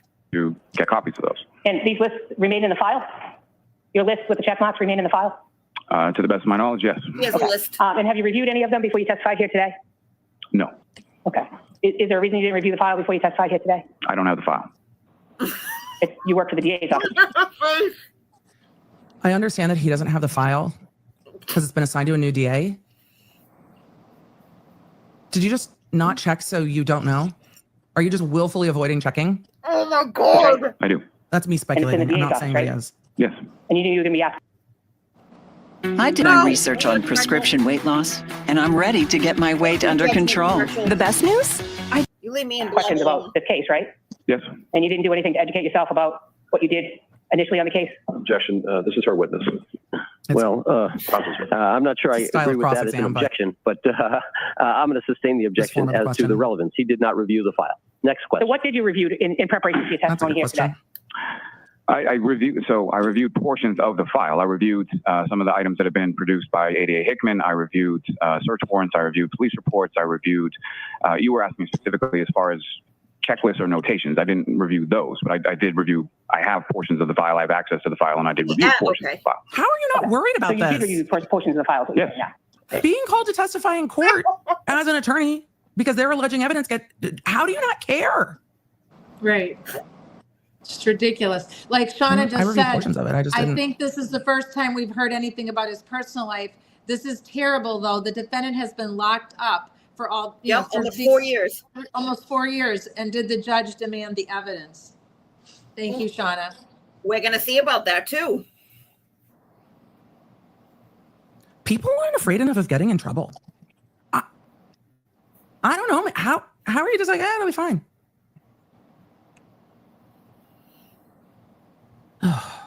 We just need more neurodivergent lawyers. we see things differently, and we're in a constant panic that we've forgotten something. So we're going to quadruple check. Yep. Oh, yes. You just didn't review your checklist? No. Okay. How do you know when you turned over things if you don't have your notes?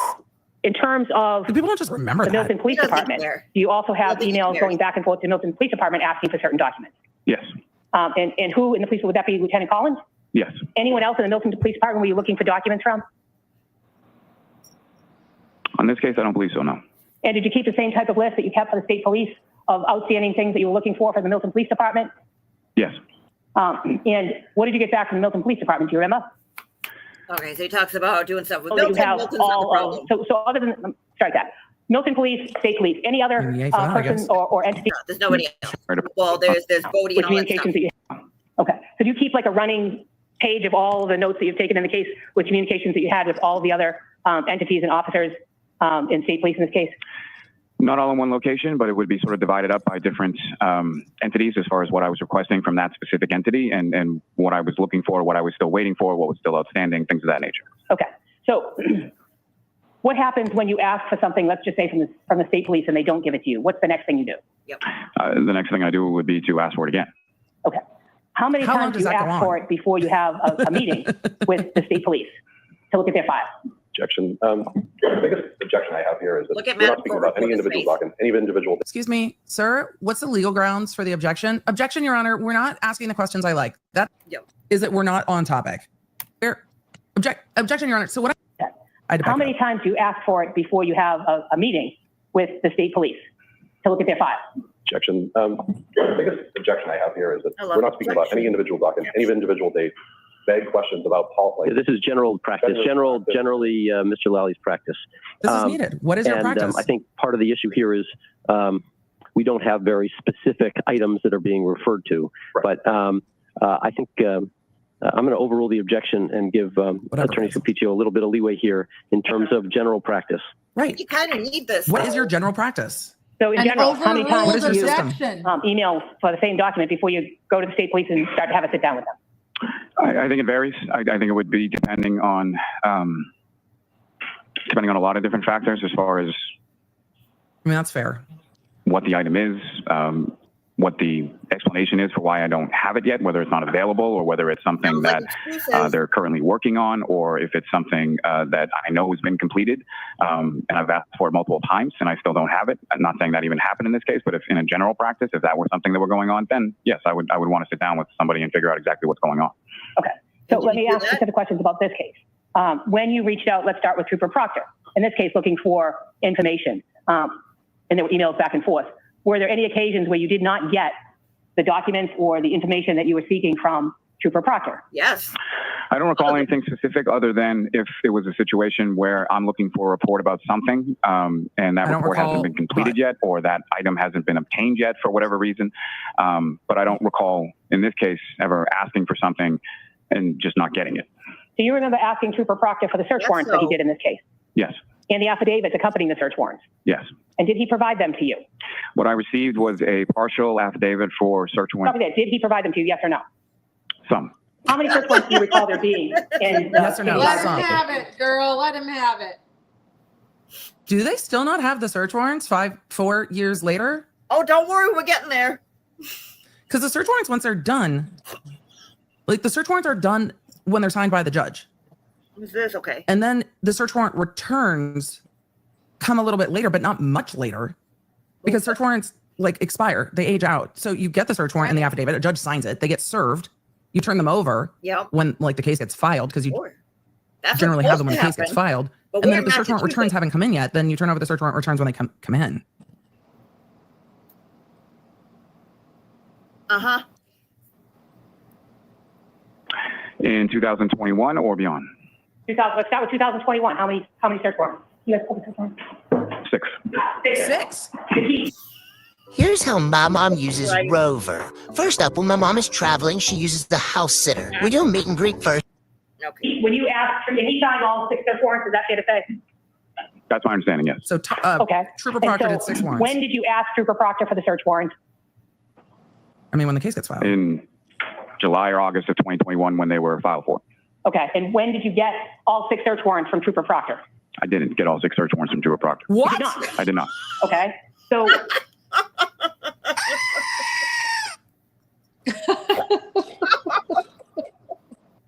This is so sad. You have to laugh. He asked for the search warrants. There were 6 of them. Jesus from Christ. Trooper Proctor in July or August of 2021. When did you get them? I didn't. Oh, my God.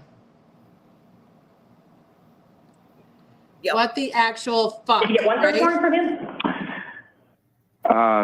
From him specifically, I received a portion of the affidavit for search warrant 306 and the entire affidavit for search warrant 348. Okay, so you got portions of 2 search warrants, and you knew there were 6 search warrants. Is that right? The affidavit's not the whole search warrant. The affidavit's only part of it. And how do you get half of an affidavit?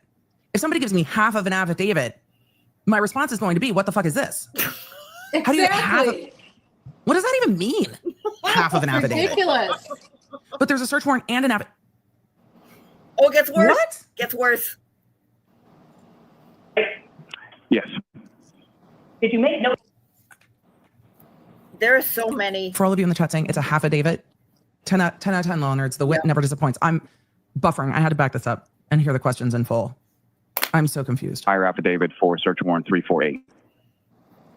Okay, so you got portions of 2 search warrants, and you knew there were 6 search warrants. Is that right? Yes.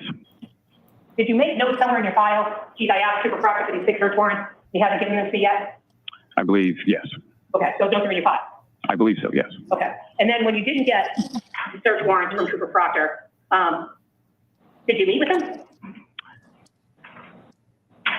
Yes, I mean, specific to that, I don't recall any specific meeting related to search warrants, but we did meet several times in relation to this investigation in this case. But you understand that search warrants are Rule 14 automatic discovery, right? And you knew there were 6 search warrants, right? I did. And so when do you realize that you don't have all 6 search warrants? How long into the process? You know right away you don't have them all? I mean, you not know for a long time? obviously. I don't think I realized at that time that I didn't have them all. How? So I guess I'm confused about. You know there's 6 and you have like 2 parts of 2. Okay, you got to pause this a minute. I don't even understand. Yes, ma'am, go for it. Let her rip. So this is just utterly insane. This is just the worst of the worst. And this is why we still have 20% of people in prison who shouldn't be in prison, who didn't commit the crime, because you've got incompetence like this. And Lally's not the only one. They're out there. We just don't always see them. The cases aren't brought to national prominence. This is so ridiculous. How in the fucking hell, right? So this is a great example of your inability to keep track of what you asked for from your detectives.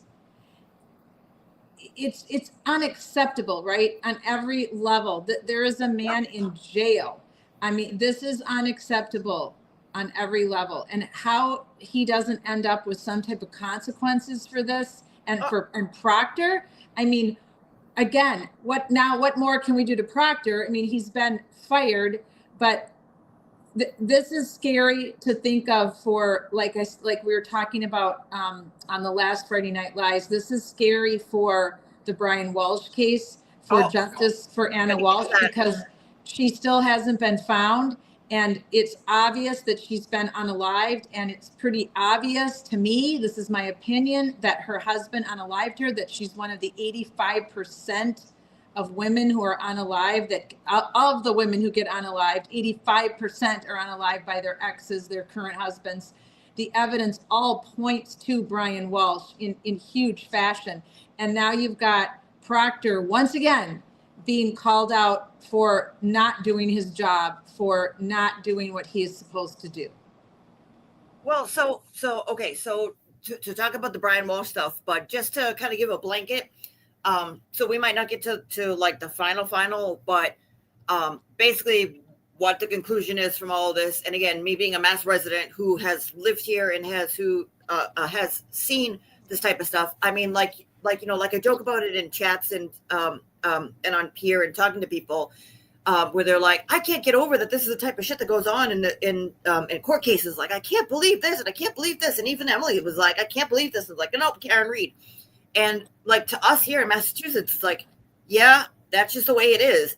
It's like the best way I can compare it to is that the fuckery is so baked in and deep. It's like if I went outside here and I walked down the sidewalk to go take the dog for a walk, go to the store, whatever the case may be. Right. But every 7th time I walk down the sidewalk, I get three houses down and I get punched in the head. So instead of saying, hey, why is everybody walking down here getting punched in the head after 3 trips down the sidewalk? You just go, you know what? This is my 3rd trip down the sidewalk.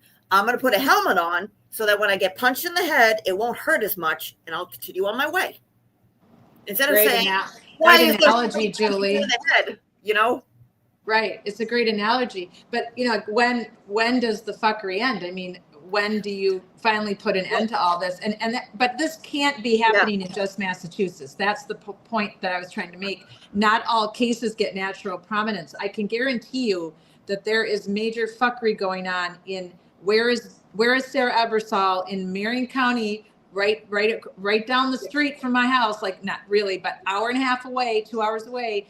And in Volusia County with the Jason Beach case, there is fuckery going on. And so this is not just happening in Massachusetts, but these other cases are not getting national prominence. They're not hardly anyone knows about them. I find out about the smaller cases and try to help advocate for people that aren't getting any kind of national news, just to get them some state following, some community following, hoping that we can elevate them and I can hand them off to someone much more, with many more followers and much more national prominence. We want everybody's case that's unsolved, that has fuckery involved and dirty cops and corrupt government. Mm-hmm. We want all of them to get handed off and go up higher the food chain of the national media. And some of these, you know, obviously shows with millions of viewers, Dateline, Nancy Grace, so many others. But it's frustrating. It's just so frustrating to see this going on, just happening in real time, and yet not always seeing consequences for these people's actions. Well, so like we said, like, okay, well, there aren't like dirty, you know, like, well, they're the dirty cops and this and that. It's not so much that there's like, you know, like 1 or 2 dirty cops. Like, yes, we have those here too. But in this instant, like, for example, the Brian Walsh case, I'll go over briefly because there was a hearing for a motion to suppress on the Google searches, but then there was a motion to dismiss. Now they rescheduled one of them, but they had the motion to dismiss this Thursday. And it was basically an hour and a half of the defense attorney making a motion saying, no, you guys can't use first degree murder because you don't show that there was like malicious intent or like like planning or something like that, or like extreme evil or like extreme violence, like plotting of extreme violence.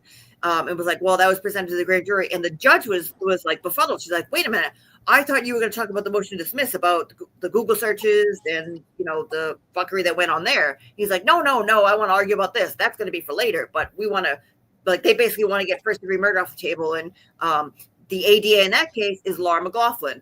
So Laura McLaughlin gets up and she does her thing saying like, we want you to reject the motion to dismiss because we brought all this stuff to the grand jury. We have all this information. And over the way, he's doing this. And we have witnesses saying, yep, this guy was, you know, scheming from the get-go. So they talk about that and they go, okay, well, while you're here, let's talk about the discovery stuff that, you know, the feds are coming in on. And, you know, Law McLaughlin, you talked about this. And she comes up and says, yes, there was exculpatory information that we saw, but the feds told us to look at it. And because it says that it was only exculpatory, that I can only look at it if it was exculpatory for Karen Reed, I can't give it to you because the words say that.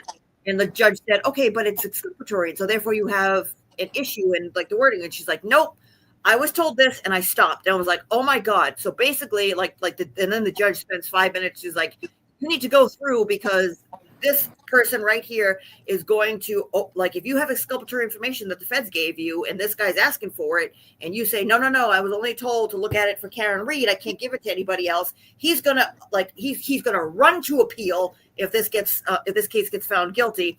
And we cannot have that because we need to cross our T's and dot our I's. And she was basically like, yeah, well, I mean, if you're going to make me do it, I guess. And there was another person because they're talking about the federal documents and the stuff with Proctor and the stuff with Judge Krupp, which is this guy, but there's another case, which is what they were in court with today. So it's like, you could say like, well, lazy. I'm sorry. Lowley's just being lazy. But, and like Emily talks about, he is the senior DA. She's basically like, where are the senior DAs to shame these people, to say like, hey, we don't have this. This case has been here for 4 years. What's going on here? And it's like, Emily, he's been here for 16 years at this point, 20 years in total. He is the senior guy, and Law McGlaw is there too. Like, you know, like bringing up the rear. And it's not just Norfolk County. It's again, like I said, I have, you know, personal experience with Suffolk County, like in Essex County, and they've, you know, like probate court, family court, you know, you name it, like they're different from, you know, criminal. This criminal is supposed to work a little differently, but it's the same thing. It's like, okay, we have this stuff. You want it? Nah. Oh, wait, you're going to make me do it? Yeah, I'll get it to you eventually. Oh, wait, we're going to have a status hearing? Yeah, I sent an email. I guess we'll just follow up. Yeah, I sent another email. I guess we'll follow up again. And then 4 years go by and it's like, oh, now it's time for trial. Well, now we're going to give you stuff like 2 days before trial, and we're going to write police reports and give you everything all at once, when you should have had it 4 years ago. That's a whole entire, like, at least like the Eastern Board, or like the 3 counties that I named. And I think Plymouth County works, you know, very, very similar. Those 3 counties work the exact same way. So it's not just like, well, there was corrupt, like Proctor, you got fired, and other people. Nope. This is just the way it is. And I believe it's because of the police and the police unions, because the police come out and they say, hey, we'll get it done when we want to get it done. And if you bitch at us, we're going to go to our unions and we're going to threaten to strike or quit or stop working. And then you're going to be shit out of luck without police. So the prosecutors go, hey, why am I going to break my ass and work hard when these people are going to work on their own schedule? Fuck it. I'll just work on my own schedule along with them. And when they want to give it to me, I'll take it. Because why am I going to work when they're not going to work and there's no teeth? So like what Emily's saying is that, like, find them, make them go in front and make them, you know, like make them do like what Lally's doing, like get up on the stand and you say why this took you 4 years. And that's why I have on my it says host of Ask Reman with Roe, because as we're going to see in a little bit, she rips and allow, and I was like, that's what the punishment should be. Every single prosecutor at ADA who has any type of lag, like 3 years or more, 2 years before, get up and have Attorney Rosemary Scapicchio ask them and say, tell me about your system. Oh, did you follow it? Did you send an email? Did you go down there and did you ask him? Did you knock down and say, excuse me, Mr. Detective, can you tell me what's going on here? You did. Can you tell me about it? Do you have that logged? Because that would be a show that I would sell to Netflix if I could. Exactly. And this is against this person's constitutional right. Yeah, damn straight. It's just utterly insane and absurd. And for them to act in such a not, like the way he sounds on the stand and his nonchalant voice. It's like Eeyore. He's like, I don't care. I don't care. Whatever. Is it 4? Is it 4? It's disgusting. I have a question for you and if those of us that are live tonight, and for those of you in replay, if you want to type in the chat. So we're at 2:12 right now. I have to do a full 7-hour day tomorrow to get myself home. So do you want to do, football season's coming up fast, and I will not do a live stream on a Sunday unless something major hits the fan. So do you want to do a special Sunday, one more Sunday episode to get us all caught up so we can go into next week? Because I've got some things to catch you up on for Ellen Greenberg, for Deshaun Hudson. I'm sure we have some things to catch up on Sandra Birchmore. Do you want to do there was a hearing with them. Yep. Right. So we could finish up what we have going now on Sunday, and then I want to update all of you. And if you come up with any more updates on Sandra as well, or on Brian Walsh. So I'm happy and willing to do a Sunday night special, Friday Night Live special Sunday night, one more time, a few more times in August, because then once football season hits, no. Forget it. Yep. So do you want to continue? I guess I'm asking is, would you like to continue this on Sunday night? But yeah, sure. I mean, there's about like 40 minutes, but this is like the spiciest 40 minutes. So yes, I think we should. So do you think this was bad? I mean, it gets worse. And I mean, even I would love to hear the other 40 minutes, and I'd love to be able to discuss it with our live and with our subscribers that like to join us. So I think we should reconvene on Sunday night, and then that'll give me time to get home tomorrow and Sunday morning, I can kind of get all my act together on these updates that I have for all of you. There should be an update on Suzanne Morphew as well. So I think we'll have a lot of updates for you once we finish with Lally here on Sunday night. So that would be great. Julie, I just want to double, triple thank you for having my back the last 2 weeks so that we could continue to live stream while I've been home in my second home doing what I had to do, take care of my business, see my family, my friends. And Tanner, you've been so good tonight. Thank you, buddy. Only a couple barks. And thanks to everybody live. I just appreciate you all so much for caring and advocating with us for victims of homicide and their families. But Julie, you've been really great the last 2 weeks while I've been traveling, preparing such great thought-provoking, conversations for us to have on Friday night. And I truly appreciate you. Well, no, I mean, again, there's a lot of shit going on, and I mean, everyone's up in arms with, who hates this one, who said this, who's John Barron, like, give me a break. I think, never mind. But well, it's a lot. I mean, I do want to touch on that on Sunday night a little bit. Oh no. Put the lid back on it.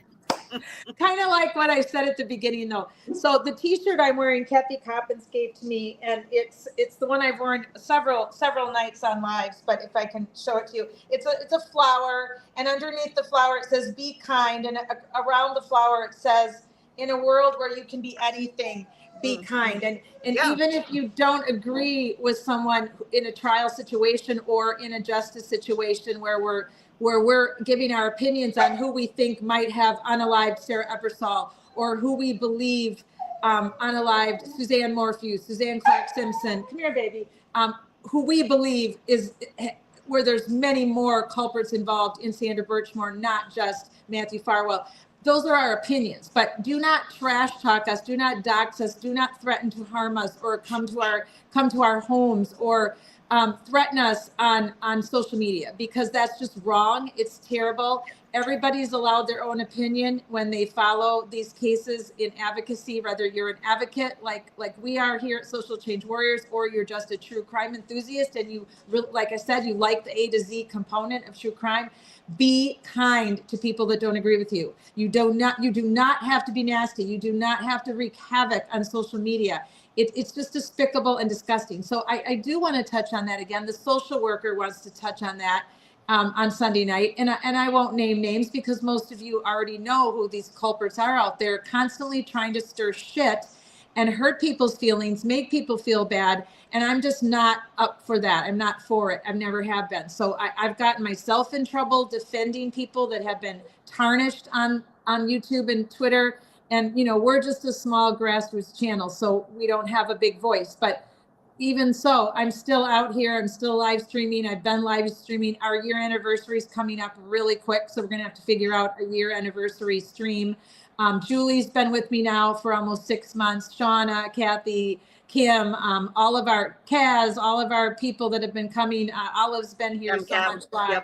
MCAT, of course. MCAT's been on the platform with us. And MCAT has been brave enough to come on the platform. It's not easy to come up here and speak live. I mean, there is no script.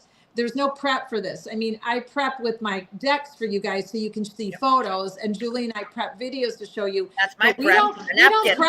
We don't prep what we're going to say. I mean, we just go off of our outlines. We go off of what we've seen in the week since we saw you last. And live streaming is an art. It's an art form. It's very difficult. So if I'm up here and Julie's up here and MCAT's willing to come up on the platform occasionally with us, and any of you are always welcome, then we get to have an opinion on what we see out there. We're part of the fray. We're content creators now. We're advocates. So when we see things that are nefarious, that are nasty, we have every right to make a comment about it. It's as much our right to make an opinion about nastiness that's going on as it is about the trials that are public. So we will touch on a little bit of some of the nastiness that's been going on again, constantly since this case became in the media. And then we'll finish up with this 40 minutes that Julie has brought to our attention from Lally on the stand last Monday. It's going to get good. If you thought this was bad, holy shit, it's going to get good. I'm glad I got to watch it live with you guys, because like Emily, I'm glad I'm watching it live with Emily too, because I did not watch it live. I was busy and I was in Madison, so I did not see it live. So I've been glad to do that with all of you, and I'm grateful to Julie for pulling all this up for us tonight. So let's plan on reconvening on Sunday night. Let's do Sunday Night Live special edition. Let's go at 8. Monday. Yes, Sunday Fun Day. Let's go at 8 because we don't need to start late at 9. Let's go at 8 p.m. Yes, go 8 p.m. Eastern on Sunday. I'll put up the stream sometime tomorrow, and we'll see you all back here again for more of Lally admitting to his ridiculous lack of integrity and lack of professionalism. More of the great reactions by the wonderful Emily D. Baker, and more reactions from all of you in our live chat and on replay. So thank you, Julie. Thank you, everyone in our live chat. Thank you, everyone that cares about victims of homicide. Sorry, I'm on my phone. It's my last night of traveling. I wish I could play out our song because I love our song. But we'll be back with the regular laptop in my office, my home office by Sunday night. So thanks, everyone. Continue to pray and to stand for victims of homicide who do not have justice and their families. There's no worse place to be than that. So all of us that have never had to experience that, we have to keep standing. We have to stand as a community. We have to help and stand for these families who have gone through tragedy. So we'll see you all. Any last parting words, Julie? Yes, everybody stop being assholes to one another. Be nice, for Christ's sakes. But you want to know, go. This week we lost somebody who was very, very, very important. We lost Ozzy Osbourne. And just like I said, when shit starts to go off the rails like a crazy train in Massachusetts, Ozzy goes. So I think it's a sign. So you want an outro? I'll give you an outro. Bye, everybody. Bye, everybody. Just us. Rest in peace, Ozzy. Rest in peace, Hulk Hogan.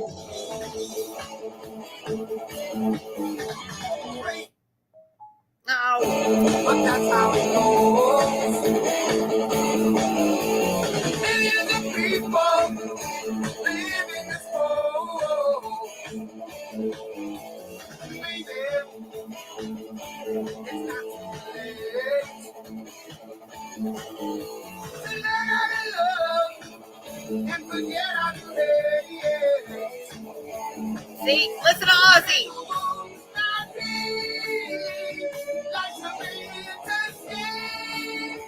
I'm going off the rails on a crazy train.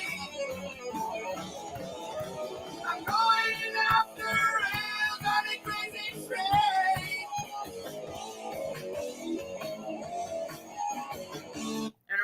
I don't want you to get stricken. We're going off the rails on a crazy train. R.I.P. Ozzy.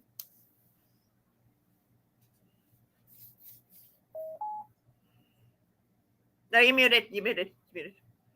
They'll give us a little slap on the wrist for that, but it's not a strike. But I also want to say it's been more than a week because we lost Hulk Hogan as well. Yeah. So rest in peace to the Hulk. What an icon. And rest in peace, Ozzy, again. What an icon, both these men. And we condolences to all their families. So good night, everyone. Thank you for caring. Peace out from Julie and I. And just us, My Life Mattered. We'll see you Sunday at 8 p.m. Diego Blob is John Barron. Good night, Blob. All right. Good night, everybody. Just us, My Life Mattered. See you Sunday.